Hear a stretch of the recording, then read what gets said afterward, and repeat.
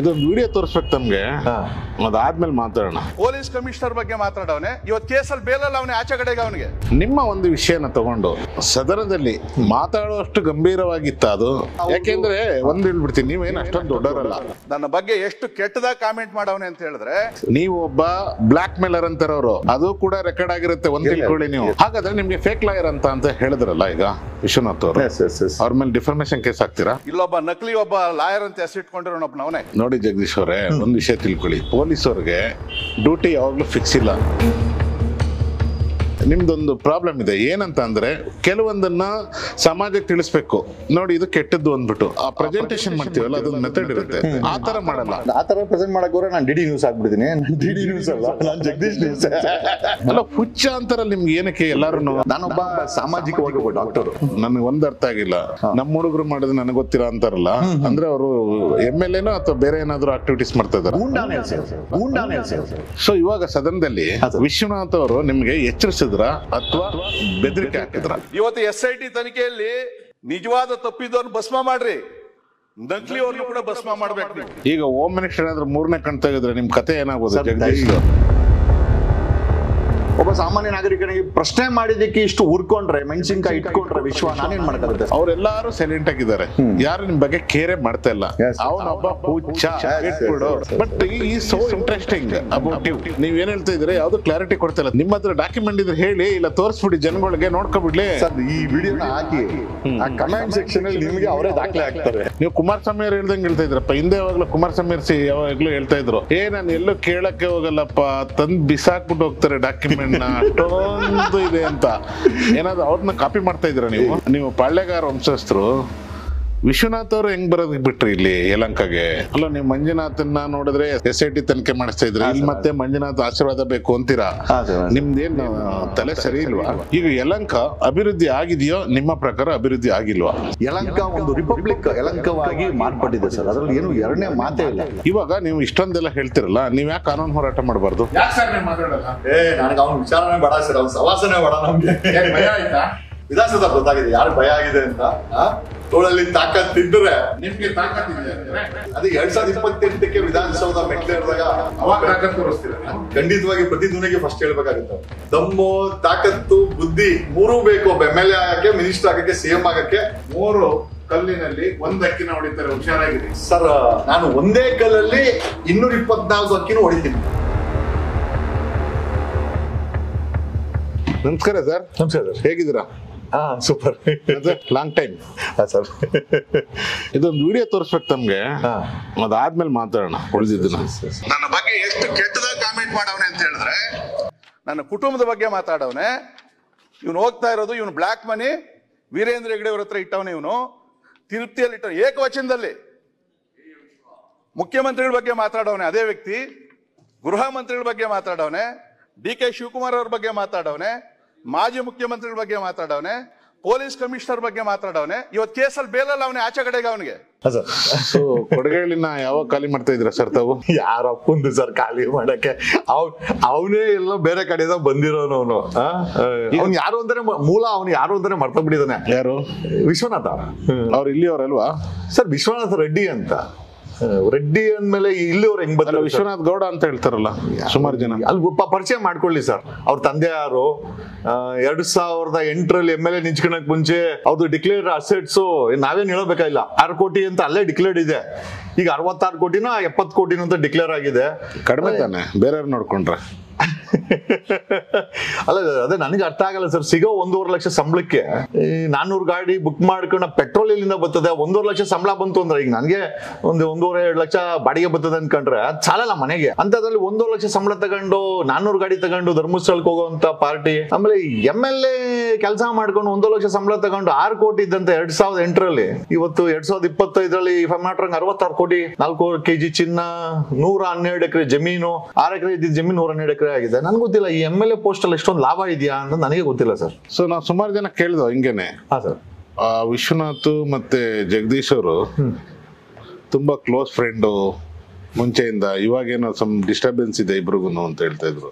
ಎಷ್ಟು ಕ್ಲೋಸ್ ಇದ್ರಿ ತಾವು? ಕ್ಲೋಸ್ ಏನಿಲ್ಲ ಸರ್. 2008 ಮುಂಚೆ ಇಲ್ಲಿ ಕೊಡಿಗಳಿಗೆಲ್ಲ ಬರ್ತಾ ಇರ್ತು, ಹೋಗ್ತಾ ಇದ್ರು. ಹಾಗೆ ನಾವೆಲ್ಲ ವಿಶ್ವನಾಥ್ ಅಂತಾನು ಕರ್ತಾ ಇರಲಿಲ್ಲ, ಶಾರ್ಟ್ ಆಗಿ ವಿಶ್ವ ಅಂತಾನೆ ಕರಿತಾ ಇದ್ದಿದ್ದು. ಬರ್ತಾ ಇದ್ರು, ಹೋಗ್ತಾ ಇದ್ರು. HL ಹೌಸಿಂಗ್ ಸೊಸೈಟಿನಲ್ಲಿ ಅಲ್ಲಿ ಸ್ವಲ್ಪ ಇನ್ವಾಲ್ವ್ಮೆಂಟ್ ಆಗಿ ಫೈರಿಂಗ್ ಎಲ್ಲ ಆಗಿತ್ತು. ಹಂಗಾಗಿ ಗುಂಡಿ ಹಾಕ್ಸೋದ್ರಿಂದ ಅವಾಗಿಂದ ಸ್ವಲ್ಪ ಹೆಚ್ಚಿನ ಪರಿಚಯ ಅವ್ರದ್ದು. ಪರವಾಗಿಲ್ಲ, ಯಾರೋ ವಿಶ್ವನಾಥ್ ರೆಡ್ಡಿ ಅಂತೆ ಅಲ್ಲಿ HL ಹೌಸಿಂಗ್ ಸೊಸೈಟಿನಲ್ಲಿ ಏನೋ ಅಲ್ಲಿ ಅದೇ ಈ ಲ್ಯಾಂಡ್ ವಿಚಾರಕ್ಕೆ ಹೋಗಿ ಗುಂಡು ಹಾಕ್ಸ್ಕೊಂಡಿದ್ರು. ಗುಂಡು ಒಂದು ಶೂಟ್ ಆಗಿತ್ತು ಅಂತ. ಸೊ ಹಂಗಾಗಿ ಎಲ್ಲರ ಸಮ್ಮುಖದಲ್ಲಿ ಒಂದು ಚರ್ಚೆ ಆಗೋದು ಅವಕ್ಕ. ಹಂಗಾಗಿ 2008 ಮುಂಚೆ ಕೊಡಿಗಳು ಎಲ್ಲ ಬರೋರು ನಮ್ಗೆ ಏನ್ ಅಂತ ಈಗ ಅವ್ರು ಹೇಳ್ಕೊಂಡಿರ್ಬೋದು, ನಾವು ನೋಡಿದೀವಿ, ಒಂದು ನೋಡಿರೋದ್ರಿಂದ ಗೊತ್ತಷ್ಟು ಬಿಟ್ರೆ ಏನ್ ಆತರ ನಮ್ದು ಯಾವ್ದು ಕ್ಲೋಸು ಇಲ್ಲ. ಆಮೇಲೆ ನಾವು ಆ ರೀತಿ ಕ್ಲೋಸ್ ಆಗೋದು ಇಲ್ಲ. ಆಮೇಲೆ ಕ್ಲೋಸ್ ಆಗೋ ಕ್ಯಾಟಗರಿನೂ ಅಲ್ಲ ಅದು. ಯಾಕೆ? ಏನ್ ಕಡಿಮೆ ಇದೆ ಅವ್ರಿಗೆ? ಕ್ಯಾಟಗರಿ ಬಗ್ಗೆ ಮಾತಾಡ್ತಾ ಇದ್ರಲ್ಲ. ಕ್ಯಾಟಗರಿ ಅಂತಂದ್ರೆ ಈಗ ಅವ್ರದ್ದು ರಿಯಲ್ ಎಸ್ಟೇಟು, ಆಮೇಲೆ ನೋಡಿ ಒಂದ್ ಯಾವ್ದೋ ಒಂದು ಜಮೀನ್ ವಿಚಾರಕ್ಕೆ ಗುಂಡಾಕ್ಸ್ಕೊಳೋ ಲೆವೆಲ್ಗೆ ಹೋಗಿದೆ ಅಂತಂದಾಗ ಸೊ ನಾವು ಯೋಚನೆ ಮಾಡ್ಬೇಕಾಗತ್ತೆ, ಅವ್ರ ಜೊತೆ ನಾವು ಸ್ನೇಹ ಮಾಡ್ಬೇಕಾ ಇಲ್ಲ ಅಂತ. ಸೊ ಹಂಗಾಗಿ ನಮ್ಮ ಇದಕ್ಕೂ ಅವರ ವಿಚಾರಕ್ಕೂ ಐಡಿಯಾಲಜಿಗಳು ಮ್ಯಾಚ್ ಆಗ್ತಾ ಇರ್ಲಿಲ್ಲ. ಸೊ ಅವರ ವಿಚಾರ ನೋಡಿ, ಈಗ 2008 ನಾನು ಯಾಕೆ ಅಂತ ಹೇಳ್ತೀನಿ.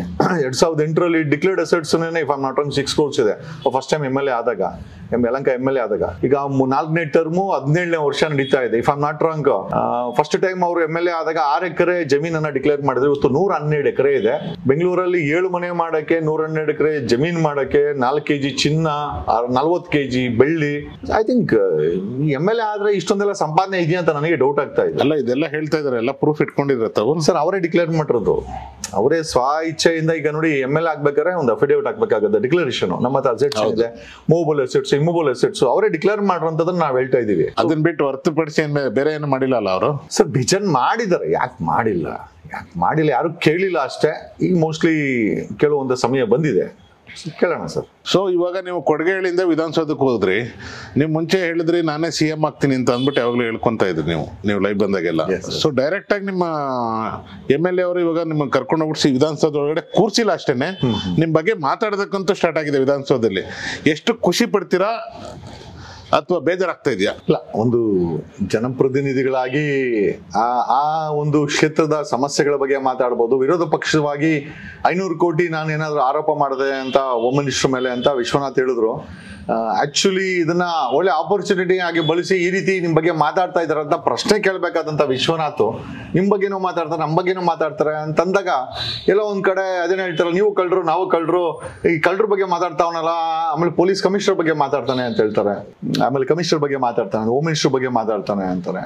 ಆಕ್ಚುಲಿ ಒಂದ್ ರೀತಿ ಈ ಒಂದು ದಿನಕ್ಕೋಸ್ಕರನೇ ನಮ್ಮ ದೇಶದ ಸಂವಿಧಾನವನ್ನ ಅಂದಿನ ಜನರು ಬರ್ದಿದ್ರು. ಮತ್ತೆ ಇವತ್ತು ನಿಜವಾದಂತ ಸಂವಿಧಾನದ ಮಾತನ್ನ ಅದು ಅಕಸ್ಮಾತ್ ಜಗದೀಶ ಆಗಿರ್ಬೋದು ಅಥವಾ XYZ ಬೇರೆ ಯಾರಾಗಿರ್ಬೋದು, ಒಬ್ಬ ಸಾಮಾನ್ಯ ಮನುಷ್ಯ ಪ್ರಶ್ನೆ ಮಾಡ್ತಾನೆ ಅಂತ ಒಬ್ಬ MLA ಬೈದಿಂದ ಮಾತಾಡೋದಿದೆಯಲ್ಲ, ಅದು ನಿಜವಾದ ಡೆಮೋಕ್ರಸಿ, ಪ್ರಜಾಪ್ರಭುತ್ವ ಅಂತ ನನಗನ್ನಿಸ್ತು. JP ಇದನ್ನೇ ಮಾಡ್ತಾ ಇದ್ರಂತೆ.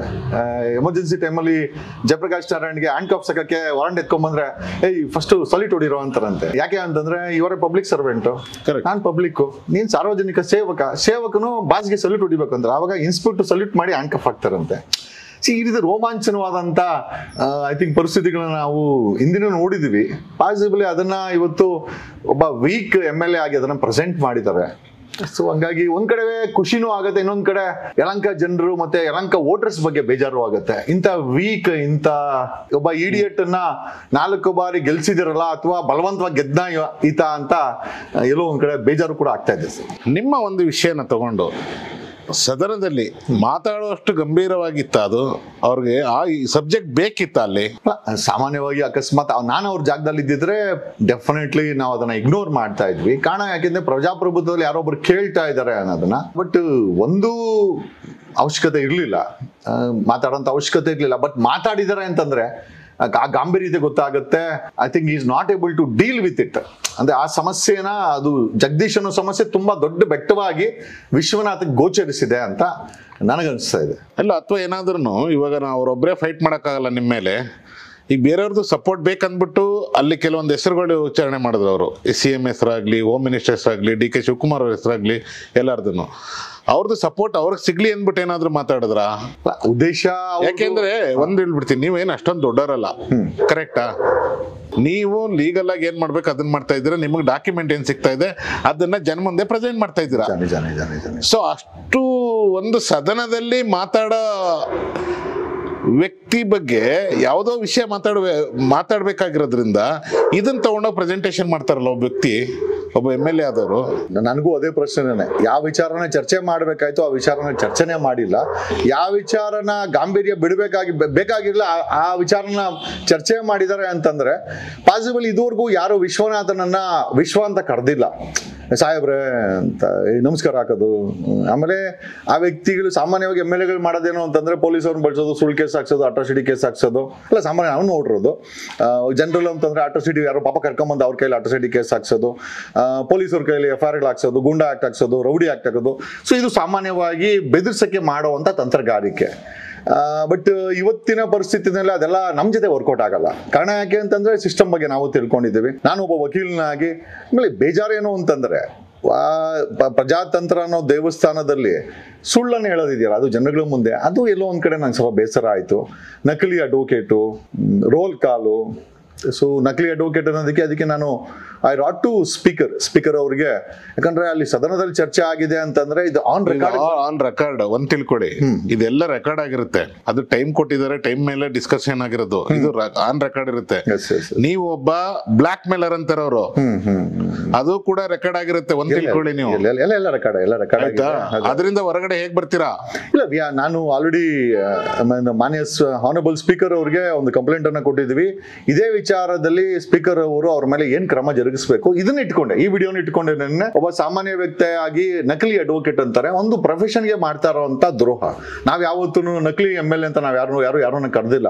ಒಬ್ಬ ನಕಲಿ ಅಡ್ವೊಕೇಟ್ ಅನ್ಬೇಕಾದ್ರೆ ನನ್ನ ಒರಿಜಿನಲ್ ನಾನೊಬ್ಬ ಲೆಜಿಟಿಮೇಟ್ ಅಡ್ವೊಕೇಟ್ ಅಂತ ಇದೇ ರೀತಿ ನಮ್ಮನ್ನ ವಿರೋಧ ಮಾಡೋರು ಸಾಕಷ್ಟು ಜನ ಇದ್ದಾರೆ.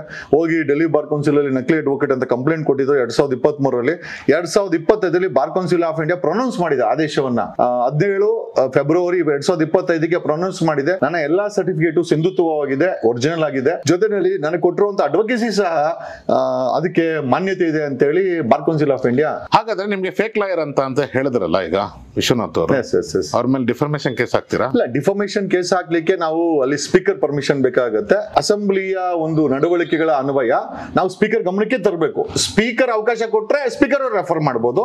ನಾನು ಸ್ಪೀಕರ್ ಅವ್ರಿಗೆ, CM ಅವ್ರಿಗೆ ನಾನು ಕಂಪ್ಲೇಂಟ್ ಅನ್ನು ಆಲ್ರೆಡಿ ಬರ್ದಿದ್ದೀನಿ ನಾನು. ಅಲ್ಲಲ್ಲ, ಮಾನಹಾನಿ ಆಗಿರೋದು ನಿಮ್ಗೆ. ಐ ಥಿಂಕ್ ಇದಕ್ಕೆ ಸ್ಪೀಕರ್ ಅವಶ್ಯಕತೆ ಇಲ್ಲ ಅನ್ಸುತ್ತೆ. ಯಾಕೆಂದ್ರೆ ಇಲ್ಲ ಏನಂತ ಅಂದ್ರೆ ನಿಮ್ಮ ಹೆಸರು ಹೇಳ್ಬಿಟ್ಟು ಮಾಡಿರೋದು, ನೀವೊಬ್ಬ ಬ್ಲಾಕ್ ಮೇಲರ್, ಸುಳ್ಳ, ಕಪಾಟ, ಅದು ಇದು ಏನೇನೋ ಹೇಳ್ತಾರ ಅವರು. ಇಲ್ಲ, ಅಸೆಂಬ್ಲಿನಲ್ಲಿ ಅಸೆಂಬ್ಲಿನಲ್ಲಿ ಒಂದು ಪ್ರೊಟೆಕ್ಷನ್ ಇದೆ. ಅಲ್ಲಿ ಏನೇ ಮಾತಾಡಿದ್ರು FIR ಮಾಡ್ಲಿಕ್ಕೆ ಬರ, ಅನ್ಲೆಸ್ ಸ್ಪೀಕರ್ ಅವರು ಅದಕ್ಕೆ ಪರ್ಮಿಷನ್ ಕೊಡ್ಬೇಕಾಗತ್ತೆ. ಟು ಪ್ರಾಸಿಕ್ಯೂಟ್ ಸ್ಯಾಂಕ್ಷನ್ ಲೆಟರ್ ಬರ್ದಿದ್ದೀರಾ? ಆಲ್ರೆಡಿ ಕಂಪ್ಲೇಂಟ್ ಕೊಟ್ಟಿದ್ವಿ ವಿತ್ ವಿಡಿಯೋ. ಈ ವಿಡಿಯೋ ಏನಿದೆ ಆ ವಿಡಿಯೋನ ಹಾಕಿ ಮಾನ್ಯ ಸ್ಪೀಕರ್ UT ಖಾದರ್ ಅವ್ರಿಗೆ, CM ಅವ್ರಿಗೆ, DGP ಅವ್ರಿಗೆ, ಹೋಮ್ ಮಿನಿಸ್ಟರ್ಗೆ, ಮತ್ತೆ ಜೊತೆನಲ್ಲಿ ಬೆಂಗಳೂರು ಸಿಟಿ ಪೊಲೀಸ್ ಕಮಿಷನರ್ ಅವ್ರಿಗೆ, ಸ್ಪೀಕರ್ ಅವ್ರಿಗೆ ಅವ್ರ ಮೇಲೆ ಸಸ್ಪೆನ್ಷನ್ ಮಾಡಿ. ಯಾಕೆಂತಂದ್ರೆ ನಕಲಿ ಅಡ್ವೊಕೇಟ್ ಅಂತ ಒಂದು ಆನ್ ರೆಕಾರ್ಡ್ ಪ್ಲೇಸ್ ಮಾಡಿದ್ರೆ ನಾನು ಒರಿಜಿನಲ್ ಸರ್ಟಿಫಿಕೇಟ್ ಕಳಿಸಿದ್ದೀನಿ ನಾನು ಅವ್ರಿಗೆ. ಒಂದು ಎರಡನೇದಾಗಿ ನನ್ನ ಪ್ರಶ್ನೆ, ನಾನು ಬ್ಲಾಕ್ ಮೇಲರ್ ಅಂತ ಹೇಳ್ತಿದ್ರೆ ಎಷ್ಟು ಪ್ರೊಡ್ಯೂಸ್ ದ ಡಾಕ್ಯುಮೆಂಟ್, ನಾನು ಯಾರನ್ನ ಬ್ಲಾಕ್ ಮೇಲ್ ಮಾಡಿದ್ದೀನಿ ಅನ್ನೋದನ್ನ. ಆಮೇಲೆ ಮೂರನೇದಾಗಿ ಪೊಲೀಸ್ ಕಮಿಷನರು ಬರ್ಡೇ ಸೆಲೆಬ್ರೇಟ್ ಮಾಡಿದ್ರೆ ಪ್ರಶ್ನೆ ಅವ್ರನ್ನು ಕೂಡ ಪ್ರಶ್ನೆ ಮಾಡುವಂಥದ್ದು. ಈಗ ನೋಡಿ, ಯೂನಿಫಾರ್ಮ್ ಹಾಕೊಂಡು ಅವರ ಖಾಸಗಿ ಕೆಲಸಗಳನ್ನ ಯಾರು ಮಾಡಂಗಿಲ್ಲ. ಏನ್ ರಾಂಗ್ ಇದೆ? ರೌಡಿಗಳು ಮತ್ತೆ ಆಂಟಿ ಸೋಷಿಯಲ್ ಎಲಿಮೆಂಟ್ಸ್ ಲಾಂಗ್ ಎತ್ಕೊಂಡು ಕೇಕ್ ಅನ್ನ ಬಿದಿ ದಿನಲ್ಲಿ ಕಟ್ ಮಾಡಿ ಪಾರ್ಟಿ ಮಾಡಿದ್ರೆ ಇದೇ ಪೊಲೀಸರು ಅವ್ರ ಮೇಲೆ FIR ಅನ್ನ ಹಾಕ್ತಾರೆ. ಅಂತ ಸಮಯದಲ್ಲಿ ಒಬ್ಬ ಪ್ರೈಮ್ ಮಿನಿಸ್ಟರ್ ರೌಂಡ್ಸ್ ಇರೋ ಸಮಯದಲ್ಲಿ ರೀನಾ ಸುವರ್ಣ ಅವರು ವೈಟ್ ಫೀಲ್ಡ್ ಅಲ್ಲಿ ಒಂದು ಖಾಸಗಿ ಯೂನಿಫಾರ್ಮ್ ಹಾಕೊಂಡು ಎಲ್ಲಾ ಪೊಲೀಸರು ಒಂದು ಖಾಸಗಿ ಕಾರ್ಯಕ್ರಮ ಮಾಡೋದು ಕರ್ತವ್ಯ ಲೋಪ. ಯೂನಿಫಾರ್ಮ್ ಹಾಕೊಂಡ ಮೇಲೆ ನಿಮ್ಮ ಪರ್ಸನಲ್ ವರ್ಕ್ ಅನ್ನ ಮಾಡಂಗಿಲ್ಲ. ಇನ್ಫ್ಯಾಕ್ಟ್ ಮನೆಯಿಂದ ಫೋನ್ ಬರೋದು ಕೂಡ ಖಾಸಗಿನೇ, ಬಟ್ ಅದು ಪ್ರೈವೇಟ್ ಫೋನ್ ಅಂತದಿಂದ ಯಾರು ಕೇಳೋದಿಲ್ಲ. ಅದರ್ವೈಸ್ ಅಲ್ಲಿ ನೀವು ಸೆಲೆಬ್ರೇಟ್ ಮಾಡಂಗಿಲ್ಲ. ಆಮೇಲೆ ನೀವು ಕೆಲಸದ ಡ್ಯೂಟಿ ಸಮಯ ಮುಗಿದ ಮೇಲೆ ಯೂನಿಫಾರ್ಮ್ ಅನ್ನ ತೆಗೆದು ನಿಮ್ಮ ಬದುಕನ್ನ ಸೆಲೆಬ್ರೇಟ್ ಮಾಡ್ಕೊಳ್ಬಹುದು. ನೋಡಿ ಜಗದೀಶ್ ಅವರೇ, ಒಂದು ವಿಷಯ ತಿಳ್ಕೊಳ್ಳಿ, ಪೊಲೀಸರಿಗೆ ಡ್ಯೂಟಿ ಯಾವಾಗ್ಲೂ ಫಿಕ್ಸ್ ಇಲ್ಲ. ದೇ ಆರ್ ಇಂಟು 24/7 ಡ್ಯೂಟಿ ಮಾಡ್ತಾನೆ ಇರ್ತಾರೆ, ಆನ್ ಡ್ಯೂಟಿಲಿ ಇರ್ತಾರೆ. ಅವ್ರು 10 ನಿಮಿಷ ಅದಕ್ಕೆ ಒಂದು ಕೇಕ್ ಕಟ್ ಮಾಡಿದಕ್ಕೆ ನೀವು ಅದನ್ನೇ ದೊಡ್ಡದು ಮಾಡ್ತಿರಲ್ಲ ಇಲ್ಲ ಸರ್ ಸೋಷಿಯಲ್ ಮೀಡಿಯಾದಲ್ಲಿ. ಸರ್ ನಾನು ದೊಡ್ಡದು ಮಾಡಿಲ್ಲ. ಈಗ ಏನಕ್ಕೆ ಅಂತಂದ್ರೆ ಈಗ ಅದನ್ನ ಯಾರೋ ಒಬ್ಬರು rowdy elements, aunty social elements ನೋಡಿ ಒಬ್ಬ ಪೊಲೀಸ್ ಕಮಿಷನರ್ ಬೀದಿನಲ್ಲಿ ಕೇಕ್ ಕಟ್ ಮಾಡ್ತಾ ಇದ್ದಾನೆ, ನಾನು ಲಾಂಗಲ್ ಕಟ್ ಮಾಡಿದ್ದ ಮಾಡಿ ಅಲ್ಲೇನಾದ್ರು ಹೆಚ್ಚು ಕಡಿಮೆ ಆದಾಗ ಅದಕ್ಕೆ ನಾವು ಜವಾಬ್ದಾರಿ ಆಗ್ತೀವಿ, ಸಮಾಜವಾಗಿ ನಾವು ಜವಾಬ್ದಾರಿ ಆಗ್ತೀವಿ. ಈಗ ನಾನು ಆ ಕೆಲಸನ ಮಾಡ್ಬೋದು. ಈಗ ನಾನು ಪೊಲೀಸ್ ಕಮಿಷನರ್ ಅಲ್ಲ, ರೌಡಿನೂ ಅಲ್ಲ. ಈಗ ನಾನು ಕೇಕ್ ಕಟ್ ಮಾಡಬಹುದು. ಇದುವರೆಗೂ ನಾವು ಸೆಲೆಬ್ರೇಟ್ ಮಾಡಿ ಎಲ್ಲಿ ಆ ಥರ ಹಾಕಿಲ್ಲ. ಕಾರಣ ಯಾಕೆ ಅಂತಂದ್ರೆ ಸಮಾಜಕ್ಕೆ ಬೇರೆ ಏನೋ ನಾವು ಒಂದು ಸೂಚನೆ ಕೊಟ್ಟಂಗೆ ಆಗುತ್ತೆ ಅಥವಾ ದಿಕ್ ತಪ್ಸಂಗೆ ಆಗುತ್ತೆ. ಆಮೇಲೆ ಸೆಲೆಬ್ರೇಟ್ ಮಾಡೋದು ತಪ್ಪಲ್ಲ ಸರ್. ಸೆಲೆಬ್ರೇಟ್ ಅನ್ನ ವಿಕೃತ ಮಾಡೋದಿದೆಯಲ್ಲ, ಈಗ ಲಾಂಗ್ ಎತ್ತಿನ ಕಟ್ ಮಾಡೋದು. ಈಗ ನೋಡಿ ಮೊನ್ನೆ ಪ್ರಥಮ್ಗೆ ಅಲ್ಲೆಲ್ಲೋ ಕಾರ್ಯಕ್ರಮಕ್ಕೆ ಹೋಗಿ ಡ್ರ್ಯಾಗರ್ ಇಟ್ಟಿದ್ದಾರೆ. ಸೊ ಈ ವಿಕೃತಗಳು ಬರಬಾರ್ದು ಸಮಾಜದಲ್ಲಿ. ನಮ್ಮಂತವರೇ ಡಿಸಿಪ್ಲಿನ್ ಇದ್ದಾಗ ಈಗ ಒಬ್ಬ ಪೊಲೀಸ್ ಕಮಿಷನರ್ ಅವರ ಕೆಳಗಡೆ 1,40,00,000 ಜನ ಅವರನ್ನ ವಾಚ್ ಮಾಡ್ತಾ ಇದ್ದಾರೆ. ಅದು ಕೆಳಗಡೆ ಕೆಟ್ಟ ಸಮಾಜ ಕೂಡ ಇದೆ. ಕ್ರಿಮಿನಲ್ಸ್ ನೋಡ್ತಾ ಇರ್ತಾರೆ, ಪೊಲೀಸ್ ಕಮಿಷನರ್ ಮಾಡಿದ್ರು ಮಚ ನಾವು ಕಟ್ ಮಾಡೋಣ ಅಂತೇಳಿ ಯಾರೋ ಒಬ್ಬ ಲಾಂಗಲ್ ಕಟ್ ಮಾಡಿದ್ದಾರೆ. ಕಟ್ ಮಾಡಿ ಗಲಾಟೆಗಳಾಗಿರುವಂತದ್ದು ಬೇಜಾನ್ ಇದೆ. ಸೊ ನಾವ್ ಹೇಳೋದೇನು ಅಂತಂದ್ರೆ ಪೊಲೀಸ್ ಕಮಿಷನರ್ ಒಂದು ಡಿಸಿಪ್ಲಿನ್ ಮೇಂಟೈನ್ ಮಾಡಿದ್ರೆ ಒಂದು ಉದಾಹರಣೆ ಆಗುತ್ತೆ. ನಾವ್ ಯಾರು ಮಾಡಬೇಡಿ ಅಂತ ಹೇಳ್ತಾ ಇಲ್ಲ, ಅದು ಅವ್ರು ಬಿಟ್ಟಿದ್ದು. ನಿಮ್ದೊಂದು ಪ್ರಾಬ್ಲಮ್ ಇದೆ ಏನಂತ ಅಂದ್ರೆ ಕೆಲವೊಂದನ್ನ ಸಮಾಜಕ್ಕೆ ತಿಳಿಸ್ಬೇಕು. ನೋಡಿ ಇದು ಕೆಟ್ಟದ್ದು ಅಂದ್ಬಿಟ್ಟು ಆ ಪ್ರೆಸೆಂಟೇಶನ್ ಮಾಡ್ತೀವಲ್ಲ, ಅದೊಂದು ಮೆಥಡ್ ಇರುತ್ತೆ. ಆ ತರ ಮಾಡಲ್ಲ. ಇದ್ದಿದ್ದಂಗೆ ಸುಮ್ನೆ ಜಂಪ್ ಮಾಡ್ಬಿಡ್ತೀರಾ. ಸೊ ಆ ಪ್ರೆಸೆಂಟ್ ಮಾಡಿದ್ರೆ ನೀವು ಪ್ರಾಪರ್ ಆಗಿ ಈ ತರದವ್ರು ಯಾರು ನಿಮ್ ಬಗ್ಗೆ ಮಾತಾಡಲ್ಲ. ಇಲ್ಲ ಸರ್, ಅದು ಆ ತರ ಪ್ರೆಸೆಂಟ್ ಮಾಡಕ್ ಹೋದ್ರೆ ನಾನು ಡಿಡಿ ನ್ಯೂಸ್ ಆಗ್ಬಿಡ್ತೀನಿ. ನಾನು ಡಿಡಿ ನ್ಯೂಸ್ ಅಲ್ಲ, ನಾನು ಜಗದೀಶ್ ನ್ಯೂಸ್. ಈಗ ಅವರು ನಮಸ್ಕಾರ ವೀಕ್ಷಕರೇ ಅಂತೇಳಿ ಅವ್ರು ಪ್ರೆಸೆಂಟ್ ಮಾಡ್ತಾರೆ. ನಾನು ಡಿಡಿ ನ್ಯೂಸ್ ಅಂತಲ್ಲ ಸರ್, ನಾನು ನ್ಯೂಸ್ ಅಲ್ಲ actually. So I am just influencer. ಅಂದ್ರೆ ಸಮಾಜ, ನಾನು ಇನ್ಫ್ಲೂಯೆನ್ಸ್ ಅಂತೂ ಈಗ ಹೇಳಕ್ಕಾಗಲ್ಲ. ಕಾರಣ ಯಾಕೆ ಅಂತಂದ್ರೆ ಜನನೇ ನಾನು ಇನ್ಫ್ಲೂಯೆನ್ಸ್ ಅಂತ ಅನ್ಕೊಂಡಿದ್ದಾರೆ. ನಾನು ಹೇಳೋದು ತಪ್ಪಾಗುತ್ತೆ. I think people think my words are influencing. ಈಗ ನೀವು ಹೇಳೋದ್ರಲ್ಲಿ 50% ನಿಜನೂ ಇರ್ಬೋದು, ಇಲ್ಲ 70% ನಿಜ ಇರ್ಬೋದು, ಒಂದು 30% ಸುಳ್ಳಿರ್ಬೋದು. ಆದ್ರೆ ಕೆಲವೊಬ್ರು ಜನ ನಿಮ್ಮನ್ನ ಇಷ್ಟಪಡೋರು ಇದ್ದಾರೆ, ಹೇಟ್ ಮಾಡೋರು ಇದ್ದಾರೆ. ನಿಜ ನಿಜ ನಿಜ ನಿಜ. ಸೊ ಇವಾಗ ನೀವು ಅದನ್ನೇ ಪ್ರಾಪರ್ ವೇನಲ್ಲಿ ಮಾಡಿದ್ರೆ ಬಹುಶಃ ಎಲ್ಲರೂ ಇಷ್ಟಪಡುವುದಲ್ಲ. ಆ ತರ ಮಾಡಿ ಸರ್, ನಾನು ಅದನ್ನೇ ಕೇಳ್ತೀನಿ. ಪ್ರೈಮ್ ಮಿನಿಸ್ಟರ್ ಮತ್ತೆ ಚೀಫ್ ಮಿನಿಸ್ಟರ್ನ ನನ್ನ DDO ನಲ್ಲಿ ನ್ಯೂಸ್ ಪ್ರೆಸೆಂಟರ್ ಆಗಿ ಒಂದು ಕೆಲಸ ಕೊಟ್ರೆ ಸಾಯಂಕಾಲ ಅರ್ಧ ಗಂಟೆ ಬೇಕಾದ್ರೆ ನಾನೇ ಉಚಿತವಾಗಿ ನ್ಯೂಸ್ ಅನ್ನ ಹೇಳ್ತೀನಿ. ಬಟ್ ಯಾರು ಕೊಡಲ್ವಲ್ಲ ಸರ್. ಈ ವಯಸ್ಸಲ್ಲಿ ನಕಲಿ ವಕೀಲ ಅನ್ನೋರು ನಾನು ನ್ಯೂಸ್ ಹೇಳಕ್ ಕೆಲಸ ಕೊಡ್ತಾರೆ ನನಗೆ. ಅಲ್ಲ ಹುಚ್ಚ ಅಂತಾರಲ್ಲ ನಿಮ್ಗೆ, ಏನಕ್ಕೆ ಎಲ್ಲಾರು? ಹೌದು ಸರ್, ಐ ಥಿಂಕ್ ಅದು ತುಂಬಾ ಇಂಪಾರ್ಟೆಂಟ್. ಯಾಕೆ ಅಂತಂದ್ರೆ ನಾನೊಬ್ಬ ಸಾಮಾಜಿಕವಾಗಿ ಒಬ್ಬ ಡಾಕ್ಟರ್, ಸಮಾಜದ ಒಬ್ಬ ಡಾಕ್ಟರ್ ನಾನು. ಯಾಕೆ ಅಂತಂದ್ರೆ ಯಾವ ಸಮಾಜದಲ್ಲಿ ಜನ ಮಾತಾಡ್ಕೊಬೇಕಾರಂತ ವಿಚಾರಗಳನ್ನ ಬೈದಿಂದ ಯಾರು ಮಾತಾಡಲ್ಲೋ ಆ ವಿಚಾರಗಳನ್ನ ನಾನು ತಮಾಷೆಯಾಗಿ ನಾನು ಮಲ್ಕೊಂಡು ಕೂಡ ವಿಡಿಯೋ ಮಾಡಾಕದವು ಕೂಡ ಲಕ್ಷಾಂತರ ಹೊಡಿರೋದು ಇದೆ. ಕಾರಣ ಏನಕ್ಕೆ ಅಂತಂದ್ರೆ I do not want to give a professional look. ಆ ಒಂದು ವಿಚಾರಕ್ಕೆ ಈಗ ನೋಡಿ ನಿಮ್ಮ YouTube channels this is professional look. ನಾವಿಲ್ಲಿ ಚೀರಾಕೊಂಡು ಕೂತ್ಕೊಂಡು ಇಟ್ಸ್ ಪ್ರೊಫೆಷನಲ್ ಮೀಟಿಂಗ್. ಬಟ್ ನಾನು ಮಲ್ಕೊಂಡು ವಿಡಿಯೋ ಮಾಡೋರು ಕೂಡ ಲಕ್ಷ ಹೊಡೋದು. ಕಾರಣ ಯಾಕೆ ಅಂತಂದ್ರೆ ನಾನು ಅವರಲ್ಲಿ ಒಬ್ಬ ಅಂತ ನಾನು ತಿಳಿಸೋದೇ ನನ್ನ ಕೆಲಸ. ಪ್ರತಿ ಸಾರಿ ಹೇಳ್ತೀನಿ ನಾನು ನಿಮ್ಮಲ್ಲಿ ಒಬ್ಬ ಅಷ್ಟೇ. Don't give me any special attention. ಇಲ್ಲ, ಅದ್ರ ಬಗ್ಗೆ ನಮ್ದು ಯಾವುದೇ ರೀತಿ ತಕರಾರಿಲ್ಲ ಸರ್. ನೀವು ಮಾಡ್ತಾ ಇರೋದ್ರ ಮೇಲೆ ನಮ್ಗೆ ಯಾವುದೇ ರೀತಿ ತಕರಾರಿದೆ. ಕೆಲವೊಂದು ತಕರಾರಿದೆ ನಮ್ಗೆ. ಅದನ್ ಬಿಟ್ರೆ ಪಬ್ಲಿಕ್ ಡೊಮೈನ್ ಏನೇನ್ ತರಬೇಕು ಕೆಲವೊಂದು ವಿಚಾರನ ಅದನ್ನ ಪ್ರಾಪರ್ ಆಗಿ ಮಾಡ್ತಾ ಇದ್ರಿ. There is no doubt in that. But ಕೆಲವೊಂದಿರುತ್ತಲ್ಲ, ಅದು ಮಿತಿ ಮೀರ್ತಾ ಇದೆಯಾ ಸರ್? ಏನು ಮಿತಿ ಮೀರ್ತಾ? ಆ ಲೈನ್ ನ ಕ್ರಾಸ್ ಮಾಡ್ತಾ ಇದಾರ ಜಗದೀಶ್ ಸರ್? ಖಂಡಿತವಾಗಿ ಇವತ್ತು ನಮ್ಮ ರಾಜ್ಯದ 6 ಕೋಟಿ ಜನ ಸಂತೋಷ ಪಡುವಂತ ಸಮಯ. ಒಬ್ಬ ಸಾಮಾನ್ಯ ವ್ಯಕ್ತಿ ಪ್ರಶ್ನೆ ಮಾಡಿರೋದನ್ನ ಒಬ್ಬ MLA ಭಯ ಬಿದ್ದು ಸರ್ಕಾರಕ್ಕೆ ಕೇಳಿ ನಡ್ಕೊಂಡು ಅಲ್ಲಿ ಸಪೋರ್ಟ್ ಕೇಳ್ತಾ ಇದ್ದಾನೆ ಅಂತಂದ್ರೆ, ಇನ್ಫ್ಯಾಕ್ಟ್ ವಿಶ್ವನಾಥ್ ಅದನ್ನು ಹೇಳ್ತಾರೆ, ನಾನು ಕಂಪ್ಲೇಂಟ್ ಹಾಕ್ಬೋದು ಬಟ್ ಹಾಕಲ್ಲ. ನಾನೇ ಹಾಕ್ಲಿ, ಮುಂಚೆ ಎಲ್ಲ ಹಾಕಿದ್ದೆ. ನಾನು ಯಾರು ಓಡಾಡ್ತಾರೆ ಕೋರ್ಟ್ಗೆ ಅಂದ್ರೆ ಕೋರ್ಟ್ ಮೇಲೆ ಕೂಡ ಈ ವ್ಯಕ್ತಿಗೆ ನಂಬಿಕೆ ಇಲ್ಲ. ಬಟ್ ಒಂದು ಪರ್ಟಿಕ್ಯುಲರ್ ಆಗಿ ಹೇಳ್ತಾರೆ, ಕೋರ್ಟ್ ಮೇಲೆ ನಂಬಿಕೆ ಇಲ್ಲದಂತ ವ್ಯಕ್ತಿ ನಾನೇನೋ ಮಾಡ್ಬೋದು ಅಥವಾ ನಮ್ಮ ಹುಡುಗರೇನೋ ಮಾಡಿದ್ರೆ ಅದಕ್ಕೆ ನಾನು ಜವಾಬ್ದಾರಿ ಇಲ್ಲ ಅಂತ. ಅಂದ್ರೆ ನ್ಯಾಯಾಲಯದ ಮೇಲೆ ನಂಬಿಕೆ ಇಲ್ಲ ಈತನಿಗೆ, ಸರ್ಕಾರದ ಮೇಲೆ ನಂಬಿಕೆ ಇಲ್ಲ. ನನಗೆ ಒಂದ್ ಅರ್ಥ ಆಗಿಲ್ಲ. ನೀವೇನೋ ಹೇಳಿದ್ರು ನಮ್ಮ ಹುಡುಗರು ಮಾಡಿದ್ರೆ ನನಗೆ ಗೊತ್ತಿಲ್ಲ ಅಂತಾರಲ್ಲ, ಅಂದ್ರೆ ಅವರು MLA ಅಥವಾ ಬೇರೆ ಏನಾದ್ರು ಆಕ್ಟಿವಿಟೀಸ್ ಮಾಡ್ತಾ ಇದಾರೆ? ಗೂಂಡಾನೇ ಸರ್. ಒಬ್ಬ ವ್ಯಕ್ತಿ MLA ಆದಂತವ್ರು ಜವಾಬ್ದಾರಿಯನ್ನ ಮರೆತು ನಾನೇನ ಮಾಡ್ಬೋದು ಅಥವಾ ನಮ್ಮ ಹುಡುಗರೇನ ಮಾಡಿದ್ರೆ ನೀವೇನು ನಮ್ಮನ್ನ ಕೇಳಬಾರ್ದು ಅಂತಂದ್ರೆ ಸರ್, ಅದು ಒಬ್ಬ ಗೂಂಡಾ ವರ್ತನೆನೇ. ಅದು ನೋ ಡೌಟ್ ಅಬೌಟ್ ಇಟ್. ನಾನು ಅದನ್ನ ಹೇಳಲಿಕ್ಕೆ ನನಗೇನು ಸಮಸ್ಯೆ ಇಲ್ಲ, ಯಾಕಂದ್ರೆ ಅವ್ರು ಮಾಡಿದಾರೆ ಆತರ. ಈಗ ನಾನೇನ ಮಾಡ್ತೀವಿ ಅಂತಂದ್ರೆ ಅವ್ರಿಗೆ ಪೊಲೀಸ್ ಮೇಲೆ ನಂಬಿಕೆ ಇಲ್ಲ, ಅಂದ್ರೆ ಪೊಲೀಸ್ ಕಂಪ್ಲೇಂಟ್ ಕೊಡ್ಬೋದು. ಪೊಲೀಸ್ ಕಂಪ್ಲೇಂಟ್ ನಂಬಿಕೆ ಇಲ್ಲ, ಯಾಕಂದ್ರೆ ಅವ್ರದ ಸ್ಟಫೇ ಇಲ್ಲ. ನಾವು ಮಾತಾಡೋದ್ರಲ್ಲಿ ಇದು ತಪ್ಪಿಲ್ಲ ಅಂತ ಅವ್ರು ಚೆನ್ನಾಗಿ ಗೊತ್ತಿದೆ. ಆಮೇಲೆ ಎರಡನೇದಾಗಿ ಏನ್ ಹೇಳ್ತಾರೆ, ನಮ್ಮ ಹುಡುಗರೇನ ಮಾಡ್ಬೋದು. ನಂತರ ನಂದೇ ಆದಂತ ಒಂದು ಅಂಡರ್ಗ್ರೌಂಡ್ ಅಥವಾ ಒಬ್ಬ ಅಂಡರ್ವರ್ಲ್ಡ್ ಡಾನ್ ನಾನು ಅನ್ನೋದನ್ನ ಇಂಡೈರೆಕ್ಟ್ ಆಗಿ ಅವರು ಸಭಾಪತಿ ಮುಂದೆ ಹೇಳಿದ್ದಾರೆ. ಇನ್ಫ್ಯಾಕ್ಟ್ ಈ ಒಂದು ನಡವಳಿಕೆ ಮೇಲೆ ನಾವು ಕೊಟ್ಟಿರೋ ಕಂಪ್ಲೇಂಟ್ ಮೇಲೆ ಅವರನ್ನ ಇನ್ನು ಉಳಿದ 2.5 ವರ್ಷಕ್ಕೆ ಸಸ್ಪೆಂಡ್ ಮಾಡ್ಬೇಕು. Actually that is a most important thing. U T Khader ಅವ್ರೇನಾದ್ರು ನಿಜವಾಗ್ಲೂ ಕರ್ನಾಟಕದ ರಾಜ್ಯದ ಜನತೆಗೆ ಏನಾದ್ರು ಒಂದು ಮೆಸೇಜ್ ಕೊಡ್ಬೇಕಂತಿದ್ರೆ ಖಂಡಿತವಾಗಿ ತಮ್ಮ ಕೆಪಾಸಿಟಿಯನ್ನ ನೋಡಿ ದಯಮಾಡಿ ಅವ್ರನ್ನ ಸಸ್ಪೆಂಡ್ ಮಾಡ್ಬೇಕು. ಕಾರಣ ಯಾಕೆ ಅಂತಂದ್ರೆ ಆ ವ್ಯಕ್ತಿ ಹೇಳಿದ್ದೆಲ್ಲ ಬರೀ ಸುಳ್ಳು. ಆಮೇಲೆ ನಡ್ಕೊಂಡಂತ ರೀತಿ ಗೂಂಡಾ ರೀತಿ. ಒಬ್ಬ ಗೂಂಡಾ ಎಮ್ ಎಲ್ ಆಗಿ ಸಾಧ್ಯ ಇಲ್ಲ ಸರ್. ಒಬ್ಬ ಎಮ್ ಎಲ್ ಎ ಗೂಂಡಾ ಇರ್ಬೋದು, ಒಬ್ಬ ಗೂಂಡಾ ಎಮ್ ಎಲ್ ಎ ರೀತಿನೇ ಈ ವ್ಯಕ್ತಿ ಮಾಡೋದ್ರಿಂದ ಐ ಥಿಂಕ್ ಡಿಸಿಪ್ಲಿನ್ ಆಕ್ಷನ್ ಆಗಿ ಡೆಫಿನೆಟ್ ಆಗಿ ಆತ is eligible for rest of the period sir. ಅದನ್ನ ಸಭಾಪತಿಯವರು ಮಾಡಬೇಕು, ಮಾಡಿ ಒಂದು ಉದಾಹರಣೆ ಸೆಟ್ ಮಾಡ್ಬೇಕು ಅನ್ನೋದು ನಾನು ನಿಮ್ಮ ಮಾಧ್ಯಮದ ಮುಖಾಂತರ ಐ ಥಿಂಕ್ ಈ ವಿಚಾರವಾಗಿ ಐ ಥಿಂಕ್ ಫಸ್ಟ್ ಟೈಮ್ ನಾನು ಒಂದು ಮಾಧ್ಯಮದ ಮುಖಾಂತರ, ಅದರ್ವೈಸ್ ಲೀಗಲ್ ಆಗಿ ನಾವೆಲ್ಲ ಮಾಡ್ಕೊಂಡು ಬಂದ್ವಿ. ನನಗೇನು ಅವ್ರ ಮೇಲೆ ಪರ್ಸನಲ್ ಆಗಿ ಏನೂ ಇಲ್ಲ ಸರ್. ನನಗೇನು ಅವ್ರ ಮೇಲೆ ಪರ್ಸನಲ್ ಆಗಿಲ್ಲ, ಅಥವಾ ನಾನೇನು ಅವ್ರ ವ್ಯವಹಾರಕ್ಕೆ ಹೋಗಿಲ್ಲ, ಅಥವಾ ನಮ್ಮ ಕಾನ್ಸ್ಟಿಟ್ಯೂನ್ಸಿನೂ ಅಲ್ಲ, ಅವ್ರ ಪಕ್ಕದ ಕಾನ್ಸ್ಟಿಟ್ಯೂನ್ಸಿ ಇಲ್ಲ ಅಂತ ಹೇಳ್ತಲ್ಲ. ಬಟ್ ಒಂದೇ ಹೇಳಕ್ ಇಷ್ಟಪಡ್ತೀನಿ, ಇದೇ ಯಲಹಂಕದಲ್ಲಿ 15ನೇ ಶತಮಾನದಲ್ಲಿ ಕೆಂಪೇಗೌಡರ ತಂದೆ ಸುಮಾರು 70 ವರ್ಷಗಳ ಕಾಲ ಒಬ್ಬ ಗೌಡತನ ಮಾಡದಂತ, ಅಂದ್ರೆ ಪಾಳ್ಯಗಾರರಾಗಿ ಒಂದು ರಾಜರ ತರ ರೀತಿಯಲ್ಲಿ 70 ವರ್ಷ ಯಲಹಂಕವನ್ನ ಆಡಳಿತ ಮಾಡಿದಂತ ಜಾಗವನ್ನ ಒಬ್ಬ ವಿಶ್ವ ಬಂದು ವಕ್ಕರ್ಸ್ಕಂತಾನೆ ಅಲ್ಲಿ ಅಂತಂದ್ರೆ ನಿಜವಾಗ್ಲೂ ಇದು ಒಂದು. ಆಮೇಲೆ ಸರ್ ಇದು ಬರೀ ಒಂದೇ ಅಂತಲ್ಲ, ಈಗ ನೀವು ಕಳೆದ 17 ವರ್ಷದಲ್ಲಿ ಯಲಹಂಕದಲ್ಲಿ ನಡೆದಿರುವ ಪೊಲಿಟಿಕಲ್ ಮರ್ಡರ್ಸ್ ನ ಆಡಿಟ್ ಮಾಡ್ಬಿಟ್ರೆ ಈತನ ನಿಜವಾದಂತ ಕ್ಯಾರೆಕ್ಟರ್ ಉದ್ದೇಶ ಗೊತ್ತಾಗ್ಬಿಡುತ್ತೆ. ಆತ ಹೇಳ್ತಾನಲ್ಲ ನಮ್ಮ ಹುಡುಗರು ನೋಡ್ಕೊಂತಾನೆ ಅಂತ ಸರ್, ಅದಕ್ಕೆ ಆದಂತ ಒಂದು ರಿವರ್ಸ್ ಆಗಿ ವರ್ಕ್ ಮಾಡ್ಕೊಂಡು ಹೋಗ್ಬಿಟ್ರೆ there are numerous political murders. Police ಅವ್ರನ್ನ ಬಳಸಿ ಆ ಕೇಸುಗಳನ್ನ ಮುಚ್ಚಾಕಿರೋ ಅಂತ ಕೆಲಸಗಳು ಕೂಡ ಅಲ್ಲಿ ಆಗಿದೆ, ಮರ್ಡರ್ಗಳಾಗಿರ್ಬೋದು. ಒಬ್ಬ ಯಲಹಂಕ ವಾಯ್ಸ್ ಅನಿಲ್ ಅಂತ ಅರೆಸ್ಟ್ ಆಗ್ತಾನೆ, ಜೈಲಲ್ಲಿ ನೇಣಾಕೊಂತಾನೆ ಸರ್.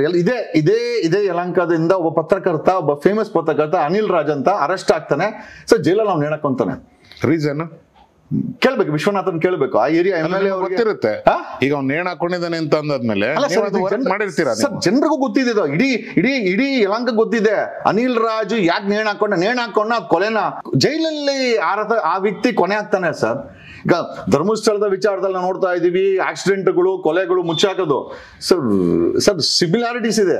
ಇನ್ನೊಂದು ಧರ್ಮಸ್ಥಳದ ವಿಚಾರ ತೆಗೆದ್ರೆ ಐ ಆಮ್ ಶ್ಯೂರ್ ಯಲಹಂಕದಲ್ಲಿ ಆಗಿಬೇಕಾಗುತ್ತೆ. ಯಲಹಂಕಕ್ಕೆ ಒಂದು SIT ಮಾಡ್ಬೇಕಾಗತ್ತೆ, ಖಂಡಿತ ಆ ಪರಿಸ್ಥಿತಿ ಬರ್ತದೆ. ಸೊ ಇವಾಗ ಸದನದಲ್ಲಿ ವಿಶ್ವನಾಥ್ ಅವರು ನಿಮ್ಗೆ ಎಚ್ಚರಿಸಿದ್ರ ಅಥವಾ ಬೆದರಿಕೆ ಹಾಕಿದ್ರ ಸರ್? ಒಂದು ಆಸ್ ಫಾರ್ಮಲಿ ಬೆದರಿಕೆನೆ ಹಾಕಿರೋದಲ್ಲಿ, ಒಬ್ಬ MLA ಆಗಿ ಸದನದ ನಡವಳಿಕೆಯಲ್ಲಿ ಸಭಾಪತಿಯವರ ಮುಂದೆ, ಆಮೇಲೆ ಆಡಳಿತ ಸರ್ಕಾರದ ಮುಂದೆ ನಾನೇನಾದ್ರು ಮಾಡ್ಬೋದು ಅಥವಾ ನಮ್ಮ ಹುಡುಗರು ಏನಾದ್ರು ಮಾಡಿದ್ರೆ ನನಗೆ ಗೊತ್ತಿಲ್ಲ ಅಂತಂದ್ರೆ is openly telling that something danger ನನಗೆ ಮಾಡಕ್ಕೆ ಎಲ್ಲ ತಯಾರಿ ಮಾಡಿದ್ದಾನೆ, ಮಾನಸಿಕವಾಗಿ ತಯಾರಿದ್ದಾನೆ ಅನ್ನೋದನ್ನ. ಯಾಕಂದ್ರೆ ಈಗ ಕ್ರೈಮ್ ಅಂದ್ರೆ ಏನು ಉದ್ದೇಶ ಅಂತಂದ್ರೆ, ಒಂದು ಕ್ರೈಮ್ ಅಂತಂದ್ರೆ ಆಸ್ ಪರ್ ಲೀಗಲ್ ಲ್ಯಾಂಗ್ವೇಜ್ ಅಲ್ಲಿ ಮಾನಸಿಕವಾಗಿ ನೀವು ಕ್ರೈಮ್ ಮಾಡ್ಬೇಕಂತ ಅನ್ಕೊಂಡು ಕ್ರೈಮ್ ಆದ್ರೆ ಇವರ ಕ್ರಿಮಿನಲ್. ಈಗ ಉದ್ದೇಶ ಇಲ್ದ್ರೆ ಏನಾದ್ರು ಕ್ರೈಮ್ ಆಯ್ತು, ಫಾರ್ ಎಕ್ಸಾಂಪಲ್ ಗಾಡಿಲಿ ಹೋಗ್ಬೇಕಾದ್ರೆ ಆಕ್ಸಿಡೆಂಟ್ ಆಗ್ಬಿಟ್ರೆ that doesn't not amount to crime, ಅದು ಆಕ್ಸಿಡೆಂಟ್. ಬಟ್ ಈ ವ್ಯಕ್ತಿ ಮಾನಸಿಕವಾಗಿ ನಾನು ತೊಂದರೆ ಕೊಡಬೇಕು ಅಂತಾನೆ ಸಭಾಪತಿ ಅವ್ರ ಮುಂದೆ ಸೆಷನ್ ಅಲ್ಲಿ ಹೇಳಿದಾನೆ. So it is very clear that ನನಗೆ ತೊಂದರೆ ಮಾಡಬೇಕು ಅಂತ ಅದು CM ಮುಂದೆ, ಹೋಮ್ ಮಿನಿಸ್ಟರ್ ಮುಂದೆ ಹೇಳಿದಾನೆ. ಆಮೇಲೆ ಸಭಾಪತಿಗಳಿದ್ದಾರೆ ಅಂತಂದ್ರೆ ಡೆಫಿನೆಟ್ಲಿ ಈ wanted to do something wrong. So ಅದನ್ನ ಪ್ರಿವೆಂಟ್ ಮಾಡಬೇಕಾದು ರಾಜ್ಯ ಸರ್ಕಾರದ ಕೆಲಸ ಸರ್. ಸೊ ನಿಮ್ಗೆ ಈಗ ಸೆಕ್ಯೂರಿಟಿ ಏನಾದ್ರು ಕೊಟ್ಟಿದ್ದಾರಾ ಸರ್? ಆಕ್ಚುಲಿ ಕಳೆದ 10 ವರ್ಷದ ಹೋರಾಟದಲ್ಲಿ ಸಾಕಷ್ಟು ಬಾರಿ ಗಲಾಟೆ ಆಗಿದೆ ಸರ್. ಸಾಕಷ್ಟು ಸಾವಿರಾರು ಟೈಮ್ ಬರ್ದಿದ್ದೀನಿ ಸರ್ಕಾರಕ್ಕೆ ನನಗೆ ಸೆಕ್ಯೂರಿಟಿ ಕೊಡಿ ಅಂತ. ಇದುವರೆಗೂ ನನಗೆ ಸೆಕ್ಯೂರಿಟಿ ಕೊಟ್ಟಿಲ್ಲ. ಬಟ್ ಈಗ ಮಾನ್ಯ ಸ್ಪೀಕರ್ ಅವ್ರಿಗೆ, CM ಅವ್ರಿಗೆ ಹೇಳೋದೇನು ಅಂತಂದ್ರೆ, ನನಗೇನಾದ್ರು ಹೆಚ್ಚು ಕಮ್ಮಿ ಆದ್ರೆ CM ಮತ್ತೆ ಸ್ಪೀಕರ್ ಅವ್ರ ಮೇಲೆ ತಲೆಗೆ ಬರ್ತದೆ. ಯಾಕಂದ್ರೆ ಇಂಥ ಪುಡಾರಿಗಳು ಸದನದಲ್ಲಿ ಬೆದರಿಕೆ ಹಾಕ್ತಾರೆ ಅಂತಂದ್ರೆ, ಬೀದಿನಲ್ಲಿ ಯಾರೋ ಪುಡಾರಿ ಹಾಕಿದ್ರೆ ಬಿಡಿ, ಅದನ್ನ ರೆಕಾರ್ಡ್ ಮಾಡ್ಕೊಡ್ಬೇಕು.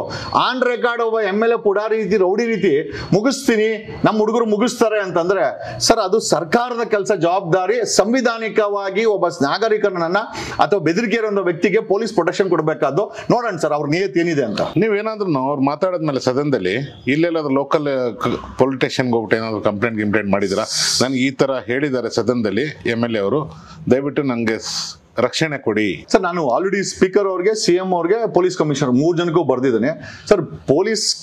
ಪೊಲೀಸ್ ಸ್ಟೇಷನ್ಗೆ ಕಂಪ್ಲೇಂಟ್ ಕೊಡಕ್ಕೆ ಅದನ್ನ ಸಭಾಪತಿ ಅವರು CM ಮುಖಾಂತರ ಅಥವಾ ಹೋಮ್ ಮಿನಿಸ್ಟರ್ ಮುಖಾಂತರ ಪೊಲೀಸ್ ಕಮಿಷನರ್ಗೆ ಡೈರೆಕ್ಟ್ ಮಾಡಬೇಕಾಗುತ್ತೆ. That's a procedure. ಆ ಒಂದು ಅಸೆಂಬ್ಲಿನಲ್ಲಿ ಈಗ ಪೊಲೀಸರು FIR ಮಾಡ್ಬೇಕಾದ್ರೂ ಸ್ಪೀಕರ್ ಅವ್ರ ಪರ್ಮಿಷನ್ ಬೇಕೇ ಬೇಕು. Without approving it or without giving NOC ಅಥವಾ ವಿತೌಟ್ ಅಪ್ರೂವಿಂಗ್ ದಟ್ FIR ಮಾಡಿ ಅಂತ ಸರ್ ಯಾವ ಸುಪ್ರೀಂ ಕೋರ್ಟ್ ಮಾಡ್ಲಿಕ್ಕೆ ಆಗಲ್ಲ.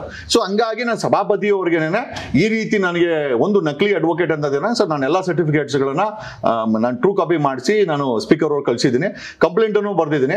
ಆಮೇಲೆ ನಾನು ಕಳೆದ 10 ವರ್ಷದಲ್ಲಿ ಎಷ್ಟು ಹೋರಾಟ ಮಾಡಿದ್ದೀನಿ, ಎಲ್ಲೆಲ್ಲಿ ಗಲಾಟೆಗಳು ನಮ್ಮಲ್ಲಿ ಅಟ್ಯಾಕ್ ಕೂಡ ಆಗಿದೆ. ಮೊನ್ನೆ ಕೂಡ ರೀಸೆಂಟ್ ಆಗಿ ಡ್ರಗ್ ಮಾಫಿಯಾ ಬಗ್ಗೆ ಮಾತಾಡಿದಾಗ ಒಂದು 300ಕ್ಕೂ ಹೆಚ್ಚು ಹುಡುಗರು ಡ್ರಗ್ ವ್ಯಸನಿಗರು ಅಟ್ಯಾಕ್ ಮಾಡಿದಾಗ ನಮ್ಮ ಗನ್ಮೆನ್ ಫೈರ್ ಮಾಡಿದಕ್ಕೆ ನಾವು ಬಚಾವಾದ್ವಿ, ಇಲ್ಲ ಅಂದಿದ್ರೆ ನಾವು ಉಳಿತಾನೆ ಇರಲಿಲ್ಲ. ಸೊ ಈ ರೀತಿ ಘಟನೆಗಳಾಗಿದೆ. ಮುಂಚೆ ರಮೇಶ್ ಜಾರಕಿಹೊಳಿ ಕೇಸ್ ಆಗಿರ್ಬೋದು, ರವಿ ಡಿ ಜಣ್ಣವ್ರ ಕೇಸ್ ಆಗಿರ್ಬೋದು, ಮತ್ತೆ PSI ಹಗರಣದಲ್ಲಿ ADGP ಅಮೃತ್ಪಾಲ್ ಅವ್ರ ಕೇಸ್ ಆಗಿರ್ಬೋದು. ಮೊನ್ನೆ ಆಟೋ ವಿಚಾರಗಳನ್ನ ಮೀಟರ್ ಹಾಕಿ ಅಂದಿದ್ದಕ್ಕೆ ಆಟೋದವರು ಹೊಡಿತೀನಿ, ಕಚ್ತೀನಿ, ಸಾಯಿಸ್ತೀನಿ ಅಂತ ಅವರು ಕೂಡ ಮಾತಾಡಿದ್ದಾರೆ. ಸರಿ, ಸೊ ನಾವು ಸಮಾಜದ ಧ್ವನಿ. ನನ್ಗೇನು ಪರ್ಸನಲ್ ಇಲ್ಲ ಸರ್, ನಾನೇನು ಆಟೋದಲ್ಲಿ ಹೋಗಲ್ಲ, ಅಥವಾ ನನಗೇನು ಈ ಧರ್ಮಸ್ಥಳದ ವಿಚಾರದಲ್ಲಿ ನಮ್ಮ ಮನೆಯವ್ರು ಯಾರು ಕೂಡ ಅಲ್ಲಿ ತೊಂದರೆಗೀಡಾಗಿ ನಮಗೇನು ಸಂಬಂಧ ಇಲ್ಲ ಸರ್. ಅದು ಒಂದು ಸಾರ್ವಜನಿಕ ಹಿತಾಸಕ್ತಿನಲ್ಲಿ ಧ್ವನಿ ಮಾಡೋದು ತಪ್ಪಾಗಿದೆ ಅಂತಂದ್ರೆ ಒಬ್ಬ ಅಡ್ವೊಕೇಟ್ ಜಗದೀಶ್ ಒಬ್ಬ ವಕೀಲನಿಗೆ ಇಷ್ಟು ಸೆಷನ್ ಅಲ್ಲಿ ಓಪನ್ ಆಗಿ ತೊಂದರೆ ಮಾಡ್ತೀವಿ, ಅಟ್ಯಾಕ್ ಮಾಡ್ತೀವಿ, ನಾವೇನಾರು ಮಾಡಬಹುದು ಅಂತ ಹೇಳುವಂತ ರೌಡಿ ಅಡ್ವೊಕೇಟ್ಗಳು ಇರ್ಬೇಕಾದ್ರೆ ಸರ್ ಸಾಮಾನ್ಯ ಜನ ಯಾಕೆ ಮಾತಾಡಲ್ಲ ಅಂತ ಈಗ ನನ್ಗೆ ಅರ್ಥ ಆಯ್ತು. ಈಗ ನಾನು ಇಷ್ಟು ಜನ ಕೇಳ್ತೀನಿ, ಏನಪ್ಪ ಬರೀ ಕಮೆಂಟ್ ಆಗ್ತೀರಾ ಮಾತಾಡಲ್ಲ ಅಂತಂದ್ರೆ ಡೆಫಿನೆಟ್ ಆಗಿ ಸಾಮಾನ್ಯ ಜನ ಈ ಒಂದು ಕರ್ನಾಟಕ ರಾಜ್ಯದಲ್ಲಿ ಮಾತಾಡೋ ಪರಿಸ್ಥಿತಿನ ಇಟ್ಟಿಲ್ಲ ಸರ್ ಇವರು. ಅದು ರಾಜ್ಯ ಸರ್ಕಾರ ಆಗಿರ್ಬೋದು, ಅಪೋಸಿಷನ್ ಆಗಿರ್ಬೋದು, ಇಬ್ರು ಇಟ್ಟಿಲ್ಲ. ಆಮೇಲೆ ನನಗನ್ಸಿದ್ದೇನೋ ಅಂತಂದ್ರೆ ಒಂದು ಡೈರೆಕ್ಟ್ ಬೆದರಿಕೆ ಹಾಕಿದಾನೆ. ನನಗೆ ರಾಜ್ಯ ಸರ್ಕಾರ ನಿಜವಾಗ್ಲೂ ನಿಯತ್ತಿದ್ರೆ ಪ್ರಜಾಪ್ರಭುತ್ವದಲ್ಲಿ ನಿಜವಾಗ್ಲೂ ಅವ್ರು ಹೇಳ್ತಾರಲ್ಲ, we believe the values of ಏನೋ ಸ್ವತಂತ್ರ ಹೋರಾಟದಲ್ಲಿ ಕಾಂಗ್ರೆಸ್ ಅಂತ ಹೇಳ್ತಾರಲ್ಲ, ನಿಜವಾಗ್ಲೂ ಕಾಂಗ್ರೆಸ್ ಸರ್ಕಾರಕ್ಕೆ ನಿಯತ್ತಿದ್ರೆ ಒಬ್ಬ BJP ಗೂಂಡಾ MLA ಮಾಡಿರೋ ಸ್ಟೇಟ್ಮೆಂಟ್ ಮೇಲೆ, ಅದು ಸಭಾಪತಿ ಅವರ ಮುಂದೆ ಮಾಡೋ ಸ್ಟೇಟ್ಮೆಂಟ್ ಅಲ್ಲಿ definitely they have to provide me the protection and also speaker ಅವರು ಅವ್ರ ಮೇಲೆ ಕಾನೂನು ಕ್ರಮ ಜರುಗಿಸಬೇಕು. ನಂದೇನಿಲ್ಲ ಸರ್, ಇಂಥ ಗೂಂಡಾ MLA ಮುಂದಿನ 2 ವರ್ಷ ಸಮಯಕ್ಕೆ ಸಸ್ಪೆಂಡ್ ಮಾಡಬೇಕು. ಸಮಾಜಕ್ಕೆ ಒಂದು ದಿಟ್ಟ ಸಂದೇಶವನ್ನ I think UT Khader speaker ಸಾಹೇಬ್ರು ಕೊಡ್ತಾರಂತ ನಾವು ನಂಬಿದ್ದೀವಿ ಸರ್. ಕೊಟ್ಟಿಲ್ಲ ಅಂತಂದ್ರೆ ಏನು ಮಾಡಕ್ಕಾಗಲ್ಲ ಸರ್. ಇವತ್ತು ನನಗೆ ಅಂದಿದ್ದಾರೆ, ನಾಳೆ ದಿವಸ ಬೇಕಾದ್ರೆ ಇದೇ ವಿಶ್ವನಾಥ್ ಬೇಕಾದ್ರೆ ಸ್ಪೀಕರ್ಗೆ ಅಟ್ಯಾಕ್ ಮಾಡಿದ್ರು ಅಥವಾ ಸ್ಪೀಕರ್ಗೆ ಹುಡುಗ ಕರ್ಕೊಂಡ್ಬಂದು ಅಲ್ಲ ಅಟ್ಯಾಕ್ ಮಾಡಿದ್ರು ಕೂಡ ಈ ಸಭೆನಲ್ಲಿ ಇದೇ ತರ ಇರುತ್ತೆ sir. They have to set a discipline. ಸಭೆ ಅಂದ್ರೆ ಅದಕ್ಕೊಂದು ಡಿಸಿಪ್ಲಿನ್ ಇದೆ, ಕರೆಕ್ಟ್. ಆ ಡಿಸಿಪ್ಲಿನ್ ನ ಸಭಾಪತಿಯವರು ಇವಾಗ ಸೆಟ್ ಮಾಡಕ್ಕೆ ಸಮಯ ಸರ್. ಪ್ರಜಾಪ್ರಭುತ್ವ ಇದೆ ಅಥವಾ ಸತ್ತೋಗಿದೆ ಅನ್ನಕ್ಕೆ ಐ ಥಿಂಕ್ ಇದು ನನ್ನ ಪರ್ಸನಲ್ ಅಲ್ಲ ಸರ್. ನನಗೆ ಅವ್ರು ಪ್ರೊಟೆಕ್ಷನ್ ಕೊಟ್ಟಿಲ್ಲ ಅಂದ್ರೂ ಪರವಾಗಿಲ್ಲ, I can protect my self. But ಒಂದಂತೂ ನಿಜ, ಇಷ್ಟೆಲ್ಲ ಆದ ಮೇಲೆ ಒಬ್ಬ ನಾಗರಿಕನಿಗೆ ಅಥವಾ ಒಬ್ಬ ಹೋರಾಟಗಾರನಿಗೆ, ಒಬ್ಬ ಸಮಾಜದ ಧ್ವನಿಗೆ ಪ್ರೊಟೆಕ್ಷನ್ ಕೊಡಬೇಕಾದ ಈ ಕಾಂಗ್ರೆಸ್ ಸರ್ಕಾರದ ಕೆಲಸ. ನೋಡೋಣ ಸರ್. ಅಲ್ಲಿ ವಿಶ್ವನಾಥ್ BJP ಅವರಾಗಿದ್ದು BJP ಯಾರು ಕೂಡ ಸಪೋರ್ಟ್ ಮಾಡಲಿಲ್ಲ ಅನ್ಸುತ್ತೆ. ಅಶೋಕ್ ಅವರು ಅಪೋಸಿಷನ್ ಲೀಡರ್ ಇದ್ರು, ನೀವು ಅವ್ರಿಗೂ ಒಂದು ಕಂಪ್ಲೇಂಟ್ ಕೊಡ್ಬೋದು. ನಿಮ್ಮ ಹಳೆ ಫ್ರೆಂಡು, ನಿಮ್ಮ ಫ್ಯಾಮಿಲಿ ಕಳೆದವರು ಸರ್. ನಾನು ಮೊನ್ನೆ ಫೈರಿಂಗ್ ಮಾಡಿ ನಾನು ಮೊನ್ನೆ 97 ದಿವಸ ಜೈಲಲ್ಲಿ ಇದ್ದಾಗ ನಾನು CM ಅವ್ರಿಗೆ ಮತ್ತೆ ಅಪೋಸಿಷನ್ ಲೀಡರ್ ಅಶೋಕ್ ಅವ್ರಿಗೆ ಇಬ್ಬರಿಗೂ ಸೇರಿ DK ಶಿವಕುಮಾರ್ ಅವರ ವಿಚಾರವಾಗಿ ನಾನು ಲೆಟರ್ನ ಬರೆದಿದ್ದೀನಿ. ಸೊ ನಾನೇನು ಆ ವಿರೋಧ ಪಕ್ಷದವರ ನಾಯಕರಿಗೆ ನಾನೇನು ಟಚ್ ಮಾಡಿದಿರಲ್ಲ, ಜೈಲಿಂದ ಸಹ ಪತ್ರ ಬರೆದಿದ್ದೇನೆ. ನನಗೆ DK ಶಿವಕುಮಾರ್ ನನಗೆ ಅದೇ ರಮೇಶ್ ಜಾರಕಿಹೊಳಿ ಕೇಸಲ್ಲಿ ನನ್ನ ಬಳಸ್ಕೊಂಡ್ರು, ನನಗೆ ಕೊಡಬೇಕಾದಂತ ಆ ಖರ್ಚು ವೆಚ್ಚದ ಫೀಸನ್ನ ಒಂದು 70 ಲಕ್ಷ ಕೊಟ್ಟಿಲ್ಲ ಅಂತ ನಾನು ಲೆಟರ್ ಬರೆದಿದ್ದೀನಿ. ಬಟ್ ನನಗನ್ಸುತ್ತೆ ಸರ್, ನಾನು ಯಾರನ್ನು ಎತ್ಕಡ್ತಾ ಇಲ್ಲ ಅಥವಾ ಅವ್ರ ತರ ನಾನು CM ನಿಮ್ ಬಗ್ಗೆ ಅಂದ್ರು, ಹೋಮ್ ಮಿನಿಸ್ಟರ್ ನೀವು 3ನೇ ಕಣ್ ತೆಗಿರಿ, ನಾವೆಲ್ಲ ಹೇಳಕ್ ಹೋಗಲ್ಲ ಡೈಲಾಗ್ಗಳು. ಇಷ್ಟು ಮಟ್ಟಿಗೆ ಬೆದರಿರುವಂತ MLA ನ ಪದೇ ನೀವು ಆಯ್ಕೆ ಮಾಡ್ತೀರಾ ಅಂತಂದ್ರೆ ನಿಮ್ಮಂತ ದಡ್ಡ್ರು ಇನ್ನೊಬ್ರು ಇಲ್ಲ ಅನ್ನೋದು ನನ್ನ ಒಂದು ಅನಿಸಿಕೆ. ಒಂದು ಎರಡನೇದಾಗಿ ನನಗೇನು ಅನ್ಸುತ್ತೆ ಅಂತಂದ್ರೆ ಸರ್, ತುಂಬಾ ಭಯ ಬಿದ್ದಿದ್ದಾನೆ ಇವನು ವಿಶ್ವನಾಥ್, ತುಂಬಾ ಹೆದರಿದ್ದಾನೆ ಅಂತ ನನಗೆ ಅನಿಸ್ತಾ ಇತ್ತು ಪರ್ಸನಲ್ ಆಗಿ. ನನಗೆ ಗೊತ್ತಿಲ್ಲ, ಮಿಕ್ಕಿದ್ದು ಐ ಥಿಂಕ್ ಸಾಮಾನ್ಯ ಜನರಿಗೆ ಬಿಟ್ಟಿದ್ದು. ತುಂಬಾನೇ ಭಯ ಬಿದ್ದಾನೆ. ಆಮೇಲೆ ಆತನಿಗೆ ಲೀಗಲ್ ಲ್ಯಾಂಗ್ವೇಜ್ ಗೊತ್ತಿಲ್ಲ, ಕಾನೂನು ಮೇಲೆ ನಂಬಿಕೆ ಇಲ್ಲ, ಕೋರ್ಟ್ಗಳ ಮೇಲೆ ನಂಬಿಕೆ ಇಲ್ಲ. ಅದು ಹೇಳ್ತಾನೆ ಪರ್ಟಿಕ್ಯುಲರ್ ಆಗಿ. ನಾನೇನೋ ಯಾರೋ ಮೇಲೆ ಕೇಸ್ ಹಾಕ್ಬಿಟ್ಟಿದ್ದೆ ಯಾವುದೋ ಒಂದು ಪತ್ರಿಕೆ ಮೇಲೆ, ನಾನು ಯಾಕೆ ಹೋಗ್ಲಿ ಕೋರ್ಟ್ಗೆ ಅಂದ್ರೆ ನೋಡಿ ಸರ್, ಲೆಕ್ಕ ಹಾಕೊಳ್ಳಿ, ಕೋರ್ಟ್ಗೆ ಹೋಗುವಂತ ಪರಿಸ್ಥಿತಿ ಇಲ್ಲ ವ್ಯಕ್ತಿ. ಕೋರ್ಟ್ ಈತನ ಮನೆಗೆ ಬರ್ಬೇಕಾ ಅಥವಾ ಕೋರ್ಟ್ ಮೇಲೆ ನಂಬಿಕೆ ಇಲ್ಲ ಅಂತಂದ್ರೆ ಒಬ್ಬ MLA ಆಗಕ್ಕೆ ಹೆಂಗ್ ಸಾಧ್ಯ ಆಗುತ್ತೆ? ಆಮೇಲೆ ಈತನಿಗೆ ಸಂಪೂರ್ಣ ನಂಬಿಕೆ ಇರೋದು ತನ್ನ ತೋಳು ಬಲದ ಮೇಲೆ, ಜೊತೆನಲ್ಲಿ ಹಿಂದ್ಗಡೆ ಇರೋ ಗುಂಡಾ ವ್ಯಕ್ತಿಗಳು. ನಮ್ಮ ಹುಡುಗರು ಅಂತಂದ್ರೆ ಇವನೇನು ಡಾನ, ಇವನ ಹತ್ರ ಏನು ಪುಡಾರಿಗಳವರ ಅಥವಾ ರೌಡಿಗಳವರ? ಈ ಪ್ರಶ್ನೆನ I think city intelligence police ಅವರು ಮತ್ತೆ ಆಡಳಿತ ಸರ್ಕಾರ ಇದನ್ನ ಬಗ್ಗೆ ವೆರಿಫೈ ಮಾಡಬೇಕು ಸರ್. ಅಲ್ಲಿ ಸಾಕಷ್ಟು ಪೊಲಿಟಿಕಲ್ ಮರ್ಡರ್ ಇದೆ. ಅದ್ರಲ್ಲಿ ಒಂದು murder, if I am not wrong, Anil Raj ಅಂತ ಯಲಂಕ ವಾಯ್ಸ್ ಪತ್ರಿಕೆಯ ಪತ್ರಕರ್ತನ ಮರ್ಡರ್ ಆಗುತ್ತೆ ಏನೋ ಜೈಲಲ್ಲಿ, ಅದನ್ನ ಮುಚ್ಚಾಕ್ತಾರೆ. ಯಾರು ಮಾಡಿಸಿದ್ದು ಅಂತೂ ಸಾಕಷ್ಟು ಜನ ಮಾತಾಡ್ತಾರೆ. ಬಟ್ ಇದ್ರ ಬಗ್ಗೆ ತನಿಖೆ ಆಗ್ಬೇಕು sir. In fact sir, SIT ಯಲಹಂಕಕ್ಕೊಂದು SIT ಬೇಕಾಗಿದೆ ಸರ್, ಅದಾಗುತ್ತೆ. ಈಗ ನಮ್ಗೆ ಪ್ರಶ್ನೆ ಏನಪ್ಪಾ ಅಂತಂದ್ರೆ ವಿರೋಧ ಪಕ್ಷದ ನಾಯಕರು ಇವನು ಈತನನ್ನ ಸಮರ್ಥನೆ ಕೂಡ ಮಾಡ್ಕೊಂಡಿಲ್ಲ. ಸೊ ಏನನ್ಸುತ್ತೆ, ನಾವು ಫಸ್ಟ್ ಟೈಮ್ ಏನು ವಿಶ್ವನಾಥ್ ಬಗ್ಗೆ ಮಾತಾಡಿದ್ದೇವೆ ಅಂತಂದ್ರೆ, ನಾನು ವಿರೋಧ ಪಕ್ಷದ ನಾಯಕರನ್ನ ಅಶೋಕರ್ನ ಹೋಗಯ್ಯ ಬಾರೆ ಅಂತ ಕೂಡ ಅಂದಿದ್ದೆ. Still we respect as a opposition leader. ಪ್ರಜಾಪ್ರಭುತ್ವದಲ್ಲಿ ಒಬ್ಬ ಅಪೋಸಿಷನ್ ಲೀಡರ್ಗೆ ನಾವು ಗೌರವವನ್ನು ಕೊಟ್ಟು ನಾವು ಆಸ್ ಎ ಪ್ರಜೆಯಾಗಿ ಕೂಡ ಏನು ಹೋಗಯ್ಯ ಬಾರೆ ಅಂದಿದ್ದೆ. ಬಟ್ ನಮ್ಮ ಪ್ರಶ್ನೆ ಏನಪ್ಪಾ ಅಂದ್ರೆ ಯಾರಿಗೂ ಹರ್ಟ್ ಮಾಡೋದು ಉದ್ದೇಶ ಇಲ್ಲ. ಹಾಗಾಗಿ ಅಶೋಕ್ ಅವ್ರಿಗೂ ಗೊತ್ತಿದೆ ನಮ್ಮಂತವ್ರನ್ನ ಮೈ ಮೇಲೆ ಹೇಳ್ಕೊಂಡು ಪ್ರಯೋಜನ ಇಲ್ಲ ಅಂತ. ಹಾಗಾಗಿ ಕೇಳಿಸ್ಕೊಂಡು ಅವ್ರು ಯಾವತ್ತೂ ರಿಯಾಕ್ಟ್ ಮಾಡಿಲ್ಲ. ಇವ್ರಿಗಿಂತ ನಾವು ಸ್ವಲ್ಪ ಸೂಕ್ಷ್ಮವಾಗಿ ಅಶೋಕ್ ಅವ್ರ ಬಗ್ಗೆ, ಬೇರೆಯವ್ರ ಬಗ್ಗೆ, ಸಿಎಂ ಬಗ್ಗೆನೂ ಮಾತಾಡಿದ್ದೀವಿ. ಏನ್ರಿ ಸಿಎಂ ಅವರು ಯಾಕ್ರಿ SIT ಸ್ಥಾಪನೆ ಮಾಡೋಕ್ಕಾಗಲ್ಲ, ಏನಾದ್ರು ಅವ್ರ ಹತ್ರ ಈಸ್ಕೊಂಡಿದ್ದೀರಾ ಕೇಳಿದೀವಿ. ಯಾಕೆ ಕೇಳಬಾರ್ದು? ಪ್ರಜಾಪ್ರಭುತ್ವದಲ್ಲಿ ಈ ಒಂದು ಪ್ರಶ್ನೆ ಈಸ್ಕೊಂಡಿದ್ದೀರಾ ಅಂತ ನಾವು ಕ್ವಶನ್ ಮಾರ್ಕ್ ಹಾಕಿದ್ರೆ ತಗೊಂಡಿದ್ದೀವಿ ಅಂತ ಕ್ವಶನ್ ಮಾರ್ಕ್, ತಗೊಂಡಿಲ್ಲ ಅಂತ ಹೇಳಿ, ತಗೊಂಡಿದ್ರು ಹೇಳಿ ಅಂತ. ಸೊ ಇವನ್ ಹೋಮ್ ಮಿನಿಸ್ಟರ್ ಅಷ್ಟೇ, ಒಬ್ಬ ಆನ್ ಗೋಯಿಂಗ್ ಇನ್ವೆಸ್ಟಿಗೇಷನ್ ಇರ್ಬೇಕಾದ್ರೆ ಅಲ್ಲಿ ಧರ್ಮಸ್ಥಳದ ಸಂಬಂಧಪಟ್ಟವರು ದಣಿಗಳ ಕಡೆಯವರು ಬರ್ತಾರೆ, ಅಲ್ಲಿ ಅವ್ರ ಜೊತೆ ಮೀಟಿಂಗ್ ಮಾಡಿದಾಗ ಹೋಮ್ ಮಿನಿಸ್ಟರ್ ಕೇಳ್ತೀರಿ, ಅಲ್ರಿ ಒಂದು ಆನ್ ಗೋಯಿಂಗ್ ಇನ್ವೆಸ್ಟಿಗೇಷನ್ ಇರ್ಬೇಕಾದ್ರೆ ತಾವ್ ಯಾಕೆ ಕೆಲವು ಆರೋಪ ಇರುವಂತ ವ್ಯಕ್ತಿಗಳ ಜೊತೆ ನೀವ್ ಯಾಕೆ ಭೇಟಿ ಮಾಡ್ತೀರಾ? ಆಮೇಲೆ ಆಲ್ರೆಡಿ ಹೋಮ್ ಮಿನಿಸ್ಟರ್ ಮೇಲೆ DGP ರಾಮಚಂದ್ರ ಮಗಳು ಕೇಸಲ್ಲಿ ED ನೋಟಿಸ್ ಆಗಿದೆ. ಗೋಲ್ಡ್ ಕೇಸ್ ಅಲ್ಲಿ ಅವ್ರು ಆಲ್ರೆಡಿ ಅವ್ರ ಟ್ರಸ್ಟ್ ಇಂದ ದುಡ್ಡು ಹೋಗಿದೆ ಅಂತ ಅದು ಒಂದು ಆರೋಪದ ಮೇಲೆ ಅವ್ರು ಆಲ್ರೆಡಿ ಕೂತಿದ್ದಾರೆ. ಪಾಪ ನಮ್ ಹೋಮ್ ಮಿನಿಸ್ಟರ್ ಗೋಲ್ಡ್ ಅವ್ರನ್ನು ಎಲ್ಕೊಂಬತ್ತಾನೆ ಮೂರನೇ ಕಣ್ ತೆಗಿ ಅಂತ ಅವ್ರು ಆಲ್ರೆಡಿ ಎಲ್ಲ. ಈಗ ಹೋಮ್ ಮಿನಿಸ್ಟರ್ ಏನಾದ್ರು ಮೂರನೇ ಕಣ್ ತೆಗೆದ್ರೆ ನಿಮ್ ಕತೆ ಏನಾಗ್ಬೋದು ಜಗದೀಶ್? ಇಲ್ಲ ಸರ್, ನೋಡಿ ಸರ್, ನಮ್ಗೆ ಅವ್ರ ಮೇಲೆಲ್ಲ ಗೌರವ ಇದೆ. ಜಗದೀಶ್ ಭಸ್ಮ ಆಗೋಗ್ಬಿಡ್ತಾರ ಸರ್?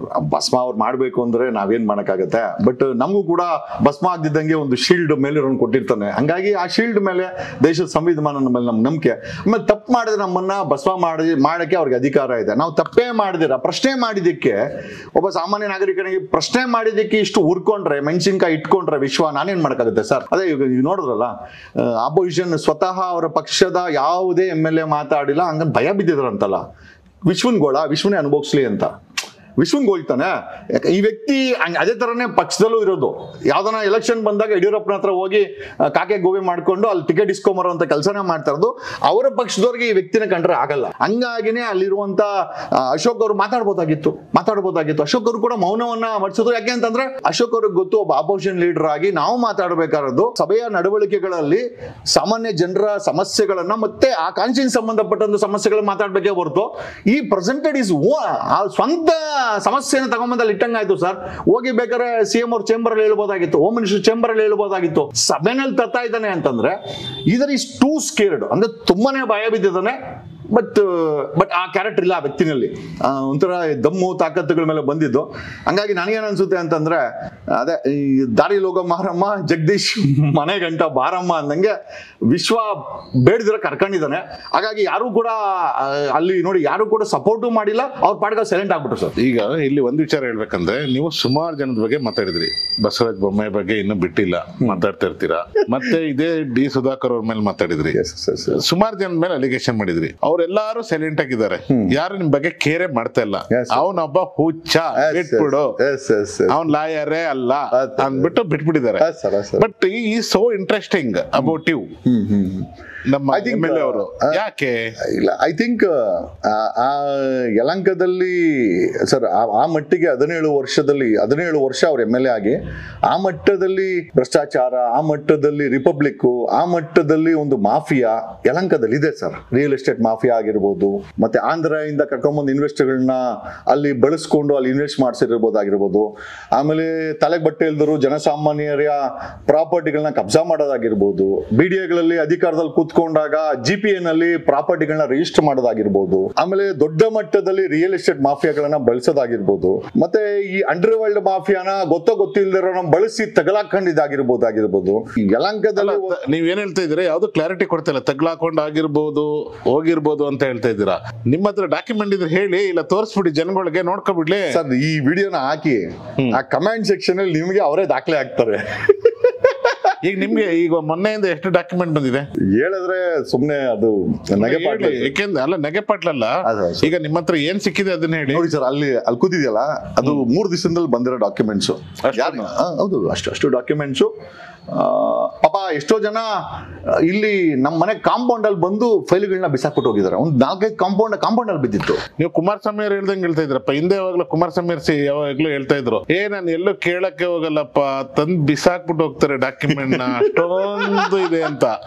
ಏನಾದ್ರು ಅವ್ರನ್ನ ಕಾಪಿ ಮಾಡ್ತಾ ಇದ್ರ ನೀವು? ನಮ್ ಕುಮಾರಣ್ಣ ನಮ್ಮ ಅಣ್ಣ ಇದ್ದಂಗೆ ಇರ್ಲಿ, ಅದ್ ಬೇರೆ ವಿಚಾರ. ಬಟ್ ಅವ್ರ ಡೈಲಾಗ್ ಅನ್ನ ಕಾಪಿ ಮಾಡಕ್ ಹೋಗಲ್ಲ, ಅವ್ರ ಅಡ್ಮಿನಿಸ್ಟ್ರೇಷನ್ ಅವ್ರಿಗಿರ್ಲಿ. ಬಟ್ ನಾನು ಯಾವತ್ತೂ ಆ ರೀತಿ ಡೈಲಾಗ್ಗಳಿಗೆ ನಿಂತಿಲ್ಲ sir. Even in fact IPS Ravi D Chandranna ಅವ್ರ ವಿಚಾರದಲ್ಲಿ ಆಗಿರ್ಬೋದು, ಆ ವ್ಯಕ್ತಿ ಕೊಡ್ತಾ ಇದ್ದಂತ ಭಾಷಣಕ್ಕೂ ಇದ್ದಂತ ಬ್ಯಾಕ್ ಗ್ರೌಂಡ್ಗೂ ವ್ಯತ್ಯಾಸ ಇತ್ತು ಅಂತ ಜನಗಳ ಮುಖಾಂತರ ನಾನು ಕೋರ್ಟ್ಗೆ ಹೋಗಕ್ ಮುಂಚೆನೆ, ರಿಟ್ ಪಿಟಿಷನ್ ಫೈಲ್ ಮಾಡಕ್ ಮುಂಚೆನೆ ನಾನು ಅದನ್ನ ಸೋಷಿಯಲ್ ಮೀಡಿಯಾದಲ್ಲಿ ಹಾಕಿ ಜನರ ಮೆಚ್ಚುಗೆಯನ್ನ ಪಡೆದಂತ ವ್ಯಕ್ತಿ. ಹಂಗಾಗಿ ನನಗೆ ಐ ಡೋಂಟ್ ಮೀನ್ ನನಗೆ ಆ ತರ ಪ್ರಚಾರಕ್ಕೋಸ್ಕರ ಯಾವ್ದೋ ಮಾತಾಡೋ ವಿಚಾರ ಇಲ್ಲ ನನಗೆ. ಆಮೇಲೆ ಮಾತಾಡ್ಬೇಕು ಅನ್ನೋ ಸಾಕಷ್ಟು ಜನ ಇದ್ದಾರೆ. ಈಗ DK ಶಿವಕುಮಾರ್ ಅವ್ರ ಬಗ್ಗೆನೂ ನಾನು ಮಾತಾಡಿದ್ದೀನಿ, ಇಲ್ಲ ಅಂತ ಹೇಳ್ತಲ್ಲ. ಬಟ್ ಅವ್ರ ಮೈ ಮೇಲೆ ಹಾಕೋಣಕ್ ಹೋಗಿಲ್ಲ, ಬಿಡು ಮಾತಾಡ್ಕೊಂಡ್ಲಿ ಅಂತೇಳಿ ಅವ್ರು ಕೇರೆ ಮಾಡಲ್ಲ ನಿಮ್ಗೆ. ಕೇರ್ ಒಂದ್ ಮಾಡಲ್ಲ. ಆಮೇಲೆ ನನಗೆ ಯಾರೋ ಹೇಳಿದ್ರು DK ಶಿವಕುಮಾರ್ ಹೆಸರು ಹೇಳ್ಕೊಂಡು ಮೈಲೇಜ್ ತಗೊಂತಿ ಅಂತ. ಇರ್ಲಿ, ನಮ್ಮ ಅಣ್ಣ ಇದ್ದಂಗೆ ತಗೊಂಡ್ರೆ ಅಂತಾನೆ ತಗೊಳೋದು, ಬೇರೆ ಯಾರಲ್ಲ. ಅವ್ರು DK, ನಾನು K ಅನ್ನೋ ಅಷ್ಟೇ, ಬೇರೆ ಏನಿಲ್ಲ. ಎಲ್ಲ ಕೆಂಪೇಗೌಡರು ನಮಸ್ಕಾರ.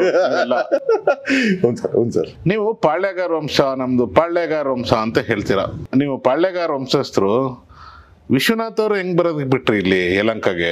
ಇಲ್ಲ ಸರ್, ಇಲ್ಲಿ ಯಾರು ನಿಮ್ ಪಾಳ್ಯಗಾರತನ ಮುಗಿದೋಗಿತ್ತು ಅಷ್ಟೊತ್ತಿಗೆ ವಿಶ್ವನಾಥ್ ಅವ್ರು ಬರೋದಕ್ಕೆ? ಇಲ್ಲ, ನಾವು ಇಲ್ಲಿನ ಒಕ್ಕಲಿಗರಿಗೆ ಅಥವಾ ಇಲ್ಲಿನ ಒಕ್ಕಲಿಗ ಸಮುದಾಯಕ್ಕೆ 15ನೇ ಶತಮಾನದಲ್ಲಿ ಇಲ್ಲಿ ಆಡಳಿತ ಮಾಡಿದಂತ ಕೆಂಪೇಗೌಡರ ತಂದೆ ಆಗಿರ್ಬೋದು. ಯಲಹಂಕದಲ್ಲಿ 70 ವರ್ಷಗಳ ಕಾಲ ಆಡಳಿತ ಮಾಡಿದ್ದಾರೆ. ತದನಂತರ ಕೆಂಪೇಗೌಡರಿಗೆ ಯಲಹಂಕನ ಕೊಟ್ಟಾಗ ಮಗನ ಜೊತೆ ಸೇರಿ, ಅವರ ಮಂತ್ರಿ ಜೊತೆ ಸೇರಿ ಈ ಒಂದು ಬೆಂಗಳೂರನ್ನ ದಂಡ ಆಗಿರ್ಬೋದು, ಪೇಟೆ ಆಗಿರ್ಬೋದು, ಕೋಟೆ ಆಗಿರ್ಬೋದು, ಕೆರೆಗಳಾಗಿರ್ಬೋದು, ಮತ್ತೆ ಬಿನ್ನಿಪೇಟೆ, ಅಕ್ಕಿಪೇಟೆ, ಬಿಸ್ನೆಸ್ ಸೆಂಟರ್ಗಳಾಗಿರ್ಬೋದು, ಕೆಂಪೇಗೌಡರ ಕ್ರಿಯೇಷನ್ ಇದು.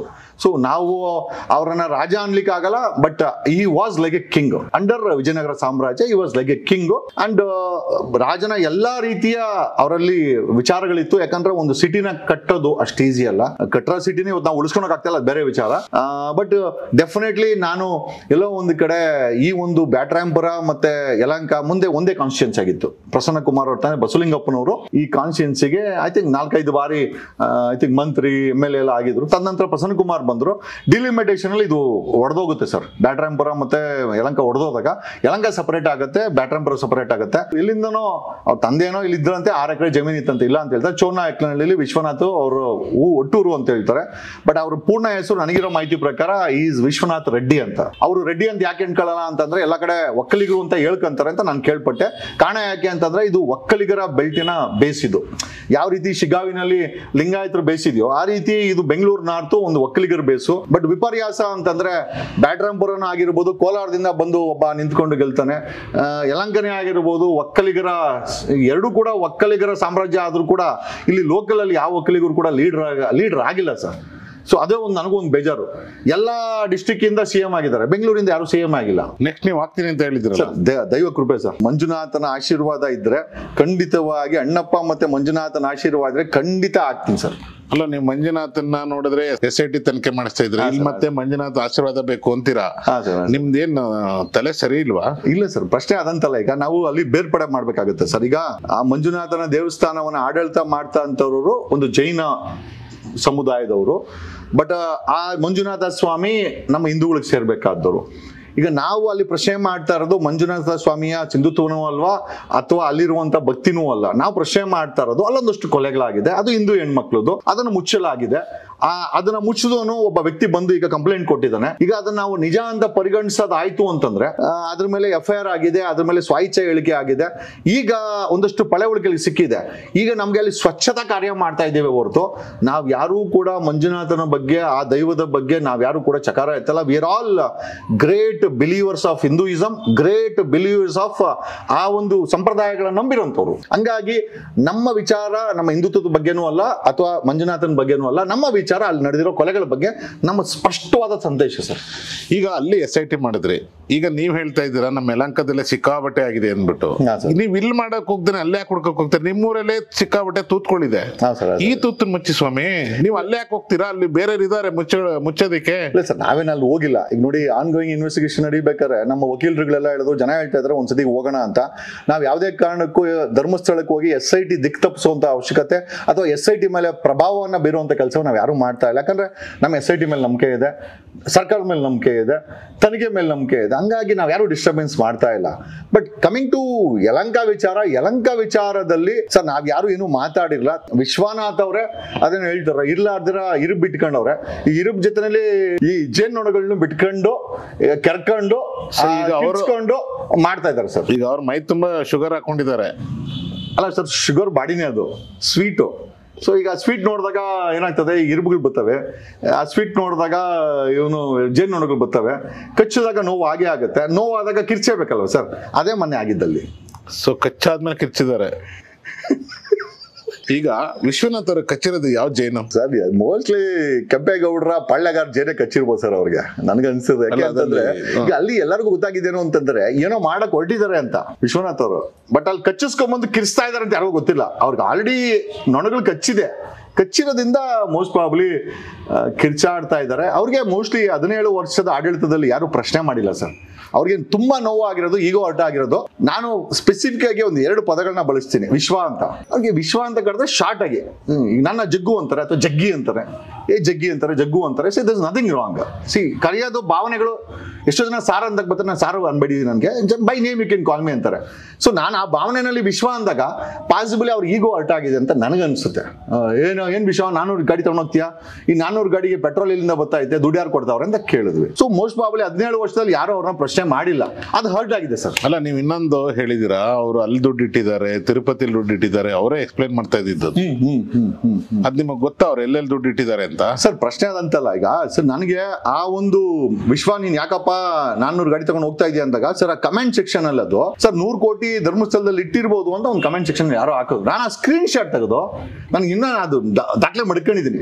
ಹಾಕಿದವರು ಕೂಡ ಯಲಹಂಕದವರೇ ನನಗೆ ಕಮೆಂಟ್ಸ್ ಹಾಕಿದಾಗ ನಾನು ಆ ಸ್ಕ್ರೀನ್ ಶಾಟ್ ಅಂತ ತೆಗೆದಲ್ಲಿ ಹಾಕದೆ ಆ ವ್ಯಕ್ತಿ ಅನ್ಕೊಂಡಿದ್ದ ನಾನು ಹಾಕಿದ್ದೇನಂತ. ನಾನು ಹಾಕಿಲ್ಲ ಸರ್ ಅದು. ಅಲ್ಲ, ಅವ್ರು ನಿಮ್ಮ ಹೆಸರನ್ನೇ ಹೇಳ್ತಾ ಇರೋದಲ್ಲ. ಡೆಫಿನೆಟ್ಲಿ ನಾನೇ ಪೋಸ್ಟ್ ಮಾಡಿದ್ದಿಲ್ಲ ಅಂತ ಹೇಳ್ತಾ ಇಲ್ಲ. ನನಗದು ಒಬ್ಬ ನಂಬರ್ ಇಂದ ಕಮೆಂಟ್ ಸೆಕ್ಷನ್ ಅಲ್ಲಿ ಬಂದಿದೆ. ಅದಕ್ಕೆ ನಾನು ನಿಮ್ಗೆ ಹೇಳಿದ್ದು, ಪ್ರೆಸೆಂಟೇಷನ್ ಮಾಡ್ಬೇಕಂದ್ರೆ ಕರೆಕ್ಟ್ ಆಗಿ ಮಾಡಿದ್ರೆ ಈ ಕೆಲವೊಂದು ಅಲಿಗೇಷನ್ ಮಾಡ್ತಾರಲ್ಲ ನಿಮ್ ಬಗ್ಗೆ, ಅದನ್ನ ಕಡಿಮೆ ಆಗುತ್ತೆ ಅಂತ. ಈಗ ಅಲಿಗೇಷನ್ ಮಾಡ್ಲಿ, ಉಳುಕಿದ್ದವನಿಗೆ ಎಳ್ಕಂತು ಅಂದಂಗೆ. ಈಗ ನಾನು ಇಲ್ಲೂ ಕೂಡ 100 ಕೋಟಿ ಅಲ್ಲ ಸರ್, ನನ್ನ ಮೇಲೆ 1000 ಕೋಟಿ ರಂಗು ಹೇಳ್ತಾರೆ. ಏನ್ ಧರ್ಮಸ್ಥಳದವ್ರು ಏನಾದ್ರು ಆಫರ್ ಕೊಡ್ಲಿ ಅಂತ ಏನಾದ್ರು ಇಷ್ಟೆಲ್ಲ ಹೋರಾಟ ಮಾಡ್ತಾ ಇದ್ದೆ ಅಂತ ಸರ್ ನನಗೇನು ಆ ತರ ಭಯ ಇಲ್ಲ. ಹಂಗಾಗಿನೇ ನಾನು ಯಾವಾಗ್ಲೂ ನಾನೇನು ಬೇಜಾರು ಮಾಡ್ಕೊಳಲ್ಲ. ಬಟ್ ವಿಶ್ವನಾಥ್ ಅವ್ರಿಗೆ 100 ಕೋಟಿ ಅಂದಾಗ ಯಾಕೆ ಅವರು ತಡಬಾಡಿಸ್ಬಿಟ್ರು ಅಂತ ಎಲ್ಲೋ ಗಿಲ್ಟಿ ಮೈಂಡ್ ಸರ್. ಅವ್ರಿಗೆಲ್ಲೋ ತಲೆನಲ್ಲಿ ಇದೆ, ಅದು ಆ ತರ ದುಡ್ಡು ಇರ್ಬೋದು ಅವ್ರ ಹತ್ರ. ಹಂಗಾಗಿನೇ ಸರ್ ಇದು ಪ್ರಶ್ನೆ. ಇದು ಒನ್ಸ್ ಅಗೇನ್ ಈ ನಾವು ಕೇಳ್ತಿರೋದು ಪ್ರಶ್ನೆನೆ, ಏನಪ್ಪಾ ಇದೇನು 1,000 ಕೋಟಿ ರೂಪಾಯಿ ದುಡ್ಡು. ನನ್ಗೆ ಅವ್ರ ಕಾನ್ಶಿಯನ್ಸ್ ಫೋನ್ ಮಾಡಿ ಹೇಳ್ತಾರೆ, ಸರ್ ಅವ್ರ ಹತ್ರ ಲಕ್ಷಾಂತರ ಕೋಟಿ ದುಡ್ಡಿದೆ ಅಂತ. ಏನ್ರೋ ಲಕ್ಷಕ್ಕೆ ಎಷ್ಟು ಸೊನ್ನೆಗಳವೆ ಅಂತಾರೆ ಸರ್. 17 ವರ್ಷದಲ್ಲಿ ಈ ವ್ಯಕ್ತಿ ಮಾಡಿದ್ದೆಲ್ಲ ರಿಯಲ್ ಎಸ್ಟೇಟ್. ಈಗ ಯಲಹಂಕ ಅಭಿವೃದ್ಧಿ ಆಗಿದೆಯೋ ನಿಮ್ಮ ಪ್ರಕಾರ ಅಭಿವೃದ್ಧಿ ಆಗಿಲ್ವಾ ಸರ್? ರಿಯಲ್ ಎಸ್ಟೇಟ್ ಅಂತೂ ಖಂಡಿತ ಆಗಿದೆ. ಯಲಹಂಕದಲ್ಲಿ ದೊಡ್ಡ ಮಟ್ಟದ ರಿಯಲ್ ಎಸ್ಟೇಟ್ ಆಗಿದೆ. ದೊಡ್ಡ ಮಟ್ಟದಲ್ಲಿ ಒಂದಷ್ಟು ರೌಡಿ ಕುಳಗಳು ಅಂಡರ್ ವರ್ಲ್ಡ್ ಮಾಡಿಕೊಂಡು ಎದುರಿಸ್ಕೊಂಡು ಬೆದರ್ಸ್ಕೊಂಡು ಒಂದು ಮಾಫಿಯಾ ರೀತಿನಲ್ಲಿ ಯಲಹಂಕ ಒಂದು ರಿಪಬ್ಲಿಕ್ ಯಲಹಂಕವಾಗಿ ಮಾರ್ಪಟ್ಟಿದೆ ಸರ್. ಅದರಲ್ಲಿ ಏನು ಎರಡನೇ ಮಾತೇ ಇಲ್ಲ. It's republic Yelahanka sir. ಅದೇನಾದ್ರೂ ಟಿನ್ ಓಪನ್ ಮಾಡಿದ್ರೆ ಬರೀ ವಾಸನೆ ಬರ್ತದೆ. ಆಮೇಲೆ ಆಲ್ರೆಡಿ SITಗಳು ತುಂಬೋಗವೆ. ಈಗ ಯಲಹಂಕಗೊಂದು SIT ಮಾಡುವಂತ ಪರಿಸ್ಥಿತಿ ಬಂದ್ರು ಆಶ್ಚರ್ಯ ಪಡ್ಬೇಕಾಗಿಲ್ಲ. ಯಾವ ರೀಸನ್ಗೋಸ್ಕರ SIT ಮಾಡ್ಬೇಕು ಅಂತೀರಾ ಸರ್? ಅಲ್ಲಿ ನಡೆದಿರುವಂತ ಅಕ್ರಮಗಳಾಗಿರ್ಬೋದು, ಭ್ರಷ್ಟಾಚಾರ ಆಗಿರ್ಬೋದು, ಅಕ್ರಮ ಸಂಪಾದನೆ ಆಗಿರ್ಬೋದು, ಲಕ್ಷಾಂತರ ಕೋಟಿ ಆಸ್ತಿ ಆಗಿರ್ಬೋದು, ಆಂಧ್ರ ಅವ್ರನ್ನ ಕರ್ಕೊಂಬಂದು ಅಲ್ಲಿ ಇನ್ವೆಸ್ಟ್ ಮಾಡಿರೋದೇ ಆಗಿರ್ಬೋದು, 6 ಎಕರೆಯಿಂದ 112 ಎಕರೆ ಆಗಿರೋದೇ ಇರ್ಬೋದು, ಮನೆಯಲ್ಲಿ ಅರ್ಧ ಕೆಜಿಯಿಂದ 6 kg ಚಿನ್ನ ಆಗಿರ್ಬೋದು, 40 kg ಬೆಳ್ಳಿ ಆಗಿರ್ಬೋದು ಸರ್. ಎಲ್ಲ ಇನ್ವೆಸ್ಟಿಗೇಷನ್ ಮಾಡ್ಬೇಕಾಗುತ್ತೆ. ಯಾಕಂದ್ರೆ ಇವ್ರು ಅನ್ಕೊಂತಾರೆ ಕೇಂದ್ರ ಸರ್ಕಾರದಲ್ಲಿ ನಮ್ಮ IT ಇಡಿ ಇದೆ, ನಾವ್ ಯಾರು ಕೇಳಲ್ಲ ಅಂತ. ಸರ್ ನೀವು ಡಿಕ್ಲೇರ್ ಮಾಡೋದು ಇಂಪಾರ್ಟೆಂಟ್ ಅಲ್ಲ, ಜೊತೆನಲ್ಲಿ ಸೋರ್ಸ್ ಆಫ್ ಇನ್ಕಮ್ ತುಂಬಾ ಇಂಪಾರ್ಟೆಂಟ್. ಪ್ರತಿಯೊಂದಕ್ಕೂ ಸೋರ್ಸ್ ಆಫ್ ಇನ್ಕಮ್ ಯಾರು ಕೇಳಲ್ಲ. ನೀವು ಅಫಿಡೇವಿಟ್ ಆಗಿದ ತಕ್ಷಣ ಬಿಡಪ್ಪ ಅವನ ಆಸ್ತಿ ಅಂತ ಅನ್ಕೊಂತಾರೆ. In case if you take up affidavit and question the source of income ಇಲ್ಲಿಂದ ಬಂತು ಅಂದ್ರೆ ಹೇಳ್ಬೇಕಾಗುತ್ತೆ ಸರ್.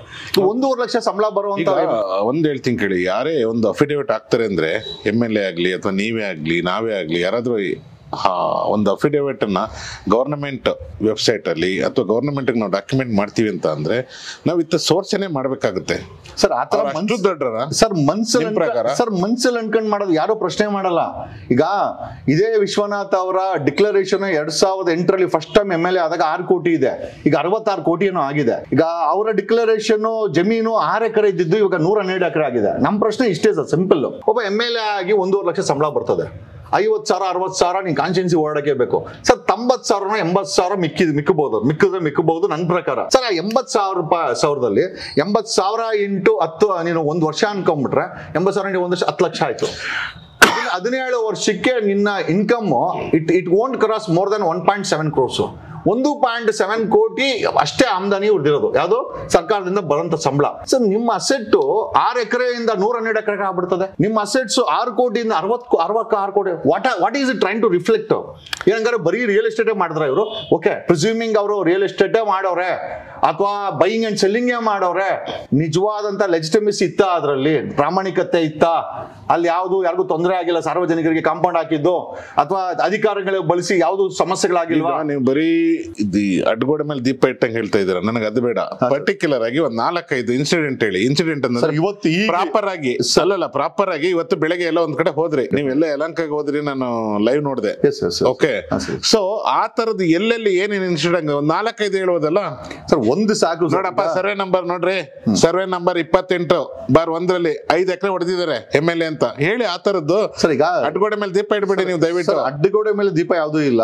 ಒಬ್ಬ ಯಲಹಂಕ MLA ಆಗಿ ಅವರು ಮೊದಲ ಬಾರಿ ಆಯ್ಕೆ ಆಗಿದೆ 2008ರಲ್ಲಿ. 1996ರಲ್ಲಿ ಅಲ್ಲೇ ಅವ್ರದೇ ಕಾನ್ಸ್ಟಿಟ್ಯೂನ್ಸಿ ಇರುವಂತ SC STಗಳೇ ಶೆಡ್ಯೂಲ್ ಕ್ಯಾಸ್ಟ್ ಶೆಡ್ಯೂಲ್ ಟ್ರೈಬಲ್ ಜಾಸ್ತಿ ಇರುವಂತ ಅಲಾಲ್ ಸಂದ್ರದಲ್ಲಿ ಕರ್ನಾಟಕ ಹೌಸಿಂಗ್ ಬೋರ್ಡ್ ಅವರು 106 ಎಕರೆ ಅಕ್ವೈರ್ ಮಾಡ್ಕೊಂತ. It's one of the prime land. Ballari ಹೈವೇಗೆ ಪಕ್ಕದಲ್ಲಿ ಇರೋದು ನಮ್ಮ ಯಲಹಂಕ ಸ್ಟೇಷನ್ ಇದೆಯಲ್ಲ, that is the corner actually. ಆ ಕಾರ್ನರ್ಗೆ ಲೆಫ್ಟ್ ಟು ರೈಟ್ ತಗೊಂಡ್ಬಿಟ್ರೆ ಎಂಟೈರ್ 106 ಎಕರೆ ಅಕ್ವೈರ್ ಮಾಡ್ಕೊಳ್ಳೋದು 1996ರಲ್ಲಿ. ಸರ್ 60,000 70,000 50,000 30,000ಕ್ಕೆ ಅಲ್ಲಿನ ರೈತರ ಬಾಯಿಗೆ ಮಣ್ಣು ಹಾಕಿ ಹೌಸಿಂಗ್ ಸೊಸೈಟಿ ಏನಕ್ಕೆ ಅಂತಾರೆ, ನಿಮ್ಮಂತವ್ರಿಗೋ ಯಾರಿಗಾನ ಅಪ್ಲೈ ಮಾಡಿದವ್ರಿಗೋ ಹೌಸಿಂಗ್ ಸೊಸೈಟಿಲಿ ಸೈಟ್ ಕೊಡಕ್ಕೆ. 96ರಲ್ಲಿ ಅಕ್ವೈರ್ ಮಾಡಿ 4-1 ಆಗುತ್ತೆ, 6-1 ಆಗುತ್ತೆ. ಅದು ಅವಾರ್ಡು ಆಗಿದೆ ಅಂತ. ಅವಾರ್ಡ್ ಅಮೌಂಟ್ ಎಲ್ಲ ಆದ್ಮೇಲೆ ಪ್ಯಾರಲ್ ಆಗಿ ಧರ್ಮಸ್ಥಳದಿಂದ ಅದರಲ್ಲಿ ಒಂದು ಇನ್ವೆಸ್ಟ್ಮೆಂಟ್ ಆಗುತ್ತೆ. 36 ಎಕರೆ ರೈತರಿಂದ ಡೈರೆಕ್ಟ್ ಆಗಿ ಪರ್ಚೇಸ್ ಆಗುತ್ತೆ. When there is an acquisition, existing acquisition ಇರಬೇಕಾದ್ರೆ ಒಂದು ಪರ್ಚೇಸ್ ಆಗುತ್ತೆ. ಓಕೆ, ಪರ್ಚೇಸ್ ಅಲ್ಲಿ ಏನೋ MLA ವಿಶ್ವನಾಥ್ ಇರ್ಲಿಲ್ಲ ಅಂತ ಅನ್ಕೊಂಡ್ಬಿಡೋಣ. 2008ರಲ್ಲಿ MLA ವಿಶ್ವನಾಥ್ MLA ಆದ್ಮೇಲೆ 2010ರಲ್ಲಿ ಯಡಿಯೂರಪ್ಪನ ಗವರ್ಮೆಂಟ್ ಪ್ಲಸ್ ಕರುಣಾಕರ್ ರೆಡ್ಡಿ ಅವರು ಕಂದಾಯ ಸಚಿವರಾಗಿರ್ತಾರೆ. ಇಬ್ರು ಸೇರ್ಕೊಂಡು ಆ 106 ಎಕರೆನಲ್ಲಿ 36 ಎಕರೆನ ವಿಶ್ವನಾಥ್ ಬೇಕಾದಂತ ಸುರೇಂದ್ರ ಜೈನ್ ಅನ್ನೋರ್ಗೆ ಒಂದು ಚಾರಿಟಬಲ್ ಟ್ರಸ್ಟ್, ಅದು ಎಜುಕೇಶನ್ ಟ್ರಸ್ಟ್ ಗೆ ಸರ್ ಡಿನೋಟಿಫೈ ಮಾಡ್ಕೊಡ್ತಾರೆ. ಅವರು ಅಲ್ಲಿನ ಅಲಾಲ್ಸಂದ ಜನರಿಗೆ ಏನ್ ಹೇಳ್ತಾರೆ, ನಾವಿಲ್ಲೊಂದು ಕಾಲೇಜ್ ಕಟ್ತೀವಿ, ನಾವಿಲ್ಲೊಂದು ಆಸ್ಪತ್ರೆ ಕಟ್ತೀವಿ, ನಿಮ್ಗೆಲ್ಲ ಅನುಕೂಲ ಆಗತ್ತೆ, ನೀವು ಇವಾಗ ನಾವು ನಿಮ್ಮ ರೈತ ಜಮೀನನ್ನ ಕೊಟ್ರೆ ನಾವು ಅದರಲ್ಲಿ ನಿಮ್ಗೆ ಒಂದು ಕೆಲಸ ಕೊಡ್ತೀವಿ ಅಂತ ಹೇಳಿ ತಗೊಂಡು ಪರ್ಚೇಸ್ ಮಾಡೋಂಥ ಜಮೀನನ್ನ 2010ರಲ್ಲಿ ಡಿನೋಟಿಫೈ ಆಗುತ್ತೆ. ಗಿವಿಂಗ್ ಎ ರೀಸನ್ ಇದ್ರಲ್ಲಿ ಆಸ್ಪತ್ರೆ ಕಟ್ತೀವಿ ಅಂತ ಹೇಳಿ ಮಾಡ್ಕೊಂಡು ಸರ್ ಇವತ್ತು ಯಾವ್ದೋ ಒಂದು ಟೆಕ್ ಪಾರ್ಗೆ ಈ 1 ಎಕರೆ 25 ಕೋಟಿ ಹಂಗೆ 2020-21 ಮಾರಾಟ ಆಗಿದೆ. ಅದು the talk of the town ಏನು ಅಂತಂದ್ರೆ ಆ ಜಮೀನು 36 ಎಕರೆ 900 ಕೋಟಿಗೆ ವ್ಯಾಪಾರ ಆಗಿದೆ. ಬಾಗಮನೆ ಟೆಕ್ ಪಾರ್ಕ್ ಅವ್ರಿಗೆ ಅದು ಮಾರಾಟ ಆಯ್ತಂತೆ 2020-21ರಲ್ಲಿ. ಸರ್ 40,000ಕ್ಕೆ ಅಲ್ಲಿರುವಂತ SC ST ಸಮುದಾಯದ ರೈತರೇ ಜಾಸ್ತಿ ಇರುವಂತ ಜಾಗದಲ್ಲಿ 40,000ಕ್ಕೆ ಅಕ್ವೈರ್ ಮಾಡ್ಕೊಂಡು ನೀವು ಅಲ್ಲಿ ಹೌಸಿಂಗ್ ಸೊಸೈಟಿ ಮಾಡ್ತೀವಿ ಅಂತ ಹೇಳಿ ಸುಳ್ಳು ಹೇಳಿ, ತದನಂತರ ಅದರಲ್ಲಿ ಯಾರೋ ಒಬ್ಬ ಇನ್ವೆಸ್ಟರ್ ಬಂದು ಅಕ್ವೈರ್ ಆಗಿರೋ ಜಮೀನನ್ನ ಪರ್ಚೇಸ್ ಮಾಡ್ತಾನೆ, ಅದು ಕೂಡ ಅಕ್ರಮ. ತದನಂತರ ಅಲ್ಲಿನ ರೈತರುಗಳಿಗೆ ನಿಮ್ಗೆ ಇಲ್ಲೊಂದು ಹಾಸ್ಪಿಟಲ್ ಕಟ್ತೀವಿ ಅಂತ ಸುಳ್ಳು ಹೇಳಿ ಕೆಲಸ ಕೊಡ್ತೀವಿ ಅಂತ, ಅದು ಕೂಡ ಬೋಗಸ್ಸು. ತದನಂತರ 2010ರಲ್ಲಿ ಒಂದು ಬೋಗಸ್ ರೀಸನ್ ಅನ್ನ ಕೊಟ್ಕೊಂಡು ಇದೇ ಯಡಿಯೂರಪ್ಪ ಮತ್ತೆ ಇದೆ ಇವತ್ತು ವಿಜೇಂದ್ರ ಕೂಡ ಧರ್ಮಸ್ಥಳಕ್ಕೆ ಹೋಗಿದ್ದಾರೆ. ಇವ್ರದ್ದು ಕನೆಕ್ಟಿವಿಟಿ ಹೇಗಿದೆ ಅನ್ನೋದನ್ನ ಜನರಿಗೆ ತೋರ್ಪಡಿಕೆ ಮಾಡಲು ಇದೊಂದು ವಿಸಿಬಲ್ ಎಕ್ಸಾಂಪಲ್. 36 ಎಕರೆನ ಡಿನೋಟಿಫೈ ಮಾಡ್ಕೊಂಡು ಯಡಿಯೂರಪ್ಪ ಡಿನೋಟಿಫೈ ಮಾಡ್ತಾರೆ, ಕರುಣಾಕರ್ ರೆಡ್ಡಿ ಡಿನೋಟಿಫೈ ಮಾಡ್ತಾರೆ. ಆವಾಗ 2010ರಲ್ಲಿ the active MLA, the upcoming MLA was none other than Vishwanath ಅವರ ಕಾನ್ಸ್ಟಿಟ್ಯೂನ್ಸಿಲಿ ಡಿನೋಟಿಫೈ ಆಗುತ್ತೆ ಅಂತಂದ್ರೆ ಸೊ ವಿಶ್ವನಾಥ್ ಗೊತ್ತಿಲ್ವಾ? ವಿಶ್ವನಾಥ್ ಅವರೇ ಮುಂದೆ ನಿಂತ್ಕೊಂಡು ಇದನ್ನ ಮಾಡಿಸಿದ್ದಾರೆ ಅಂತ ಅದೇ ಕಾನ್ಸ್ಟಿಟ್ಯೂನ್ಸಿಲಿ ಎಲ್ಲ ಹೇಳ್ತಾರೆ. ಈ ರೀತಿ ಡೀಲ್ಗಳನ್ನ ಮಾಡಿನೇ ಅವ್ರು ಸಂಪಾದನೆ ಮಾಡಿದ್ರು ಅಂತ ಕೂಡ ಹೇಳ್ತಾರೆ ಜನ. ಈಗ ಅದು ನಿಜನೋ ಅಲ್ಲ, ಅವರ ಸಂಪಾದನೆ ನೋಡಿದ್ರೆ ಗೊತ್ತಾಗುತ್ತೆ. 6 ಎಕರೆ ಇದ್ದಿದ್ದು 102 ಎಕರೆ ಆಗಿದೆ. ಈಗ ನಾವು ಸಂಪಾದನೆ ಮಾಡಿಬಿಡಿ ಒಬ್ಬ MLA ಅಂತ ಹೇಳ್ತಾ ಇಲ್ಲ. ಇವತ್ತು 40,000 ರೂಪಾಯಿಗೆ ಬಾಯಿಗೆ ಮಣ್ಣು ಹಾಕದಂತ ಅಲಾಲ್ಸ್ ಅಂತ ರೈತರದು ಜಮೀನು ಇವತ್ತು ಬಾಗ್ಮನಿ ಟೆಕ್ ಪಾರ್ಕ್ ಅವ್ರಿಗೆ 1 ಎಕರೆ 25 ಕೋಟಿಗೆ ಮಾರಾಟ ಆಗಿದೆ ಅಂತೆ. ಸರ್ ಇದೇನ್ ಸರ್ ಇದು? ಅಲ್ಲ ಸರ್, ರೈತರ ಬಾಯಿಗೆ ಮಣ್ಣು ಹಾಕಿ ಒಬ್ಬ MLA ಆ ಲೋಕಲ್ ಜನರಿಗೆ ಅಥವಾ ಅಲ್ಲಿರೋ ಜನ ವೋಟರ್ಸ್ಗೆ ನೀವು ಸಪೋರ್ಟ್ ಮಾಡ್ಬೇಕಾ, ಅಥವಾ ಯಾರೋ ಬಿಸ್ನೆಸ್ ಮೆನ್ ಕರ್ಕೊಂಬಂದ್ ನೀವಲ್ಲಿ ಅಲ್ಲಿ ಆ ಜಮೀನನ್ನ ತಗೊಂಡ್ರ ಜಮೀನನ್ನ ಯಡಿಯೂರಪ್ಪನ ಮುಂದೆ ಹೋಗಿ ಸರ್ ಆ ಡಿನೋಟಿಫಿಕೇಶನ್ ರೈತರಿಗೆ ಮಾಡಿಸ್ಕೊಡ್ಬೋದಾಗಿತ್ತಲ್ವಾ? ನಮ್ಮ ರೈತರ ಕೋಟ್ಯಾಧೀಶ್ವರ ಆಗ್ಬೋದಾಗಿತ್ತಲ್ವಾ? ಯಾಕೆ ಆಗ್ಬಾರ್ದು? ಈ 900 ಕೋಟಿ ಓನರ್ ನಮ್ಮ ರೈತರಾಗಿದ್ದಾರೆ ಸರ್, 4 ಜನ ಕೆಲಸ ಅವರು ಕೊಟ್ಟಿರೋರು. ನಿಜ. ಈಗ ನಮ್ಮ ಪ್ರಶ್ನೆ ಏನಪ್ಪಾ ಅಂತಂದ್ರೆ, ಸಾರ್ವಜನಿಕ ಹಿತಾಸಕ್ತಿಲಿ ಲ್ಯಾಂಡ್ ಗಳನ್ನ ನೋಟಿಫೈ ಮಾಡ್ಕೊಂಡು ಬಾಯಲ್ಲಿ ಕೆಟ್ಟ ಮಾತು ಬರುತ್ತೆ, ಈ ಸಂಬಂಧಪಟ್ಟಂತ CMಗಳು ಅದನ್ನ ಡಿನೋಟಿಫೈ ಬಾಯಲ್ಲಿ ಮಣ್ಣು ಹಾಕೊಂಡು ಡಿನೋಟಿಫೈ ಮಾಡ್ಕೊಡ್ತಾರಲ್ಲ ಸರ್ ನಮ್ಮ ದೇಶದ ರೈತರು, ನಮ್ಮ ರಾಜ್ಯದ ರೈತರು, ನಮ್ಮ ಈ ಭಾಗದ ರೈತರ ಬಾಯಿಗೆ ಮಣ್ಣೆ ಸರ್ ಹಾಕೋದು ಇವರು. ಇವಾಗ ನೀವು ಇಷ್ಟೊಂದೆಲ್ಲ ಹೇಳ್ತಿರಲ್ಲ, ನೀವ್ ಯಾಕೆ ಕಾನೂನು ಹೋರಾಟ ಮಾಡಬಾರ್ದು? ಸರ್ ಮಾಡ್ತೀವಿ ಸರ್, ಜನಗಳ ಮುಂದೆ. ಅಲ್ಲ, ಇವಾಗ ಡಿನೋಟಿಫಿಕೇಶನ್ ಮಾಡಿದ್ದಾರೆ ಅಂತ ಹೇಳ್ತಿದ್ದೀರಾ, ಅವಾರ್ಡ್ ಅಮೌಂಟು ಲ್ಯಾಂಡ್ ಲಾರ್ಡ್ ಕೊಟ್ಟಿದ್ದಾರೆ ಅಂತ ಹೇಳ್ತೀರಾ. Already landlord award amount ಕೊಟ್ಟಾದ್ಮೇಲೆ ಯಾರ ಹೆಸರು ಡಿನೋಟಿಫಿಕೇಶನ್ ಮಾಡಿದ್ರು ಒಂದು, ಮತ್ತೆ ನೀವು ಇವಾಗ ಕಾನೂನು ಹೋರಾಟ ಮಾಡಿ. ಡೆಫಿನೆಟ್ಲಿ ಸರ್ ಮಾಡ್ತೀವಿ. ಆಯ್ತಾ? ಅವಾಗ ಎಲ್ಲಾರು ಯಾರ್ಯಾರು ಇದಾರೆ ಹಿಂದೆ ಎಲ್ಲಾರು ಸಿಕ್ ಬೀಳ್ತಾರಲ್ಲ. ಹೆಚ್ಚಿನ ವಿಡಿಯೋಗಳಿಗೆ ಪ್ರತಿಧ್ವನಿ ಯೂಟ್ಯೂಬ್ ಚಾನೆಲ್ ಸಬ್ಸ್ಕ್ರೈಬ್ ಮಾಡಿ, ಬೆಲ್ ಐಕಾನ್ ಕ್ಲಿಕ್ ಮಾಡಿ.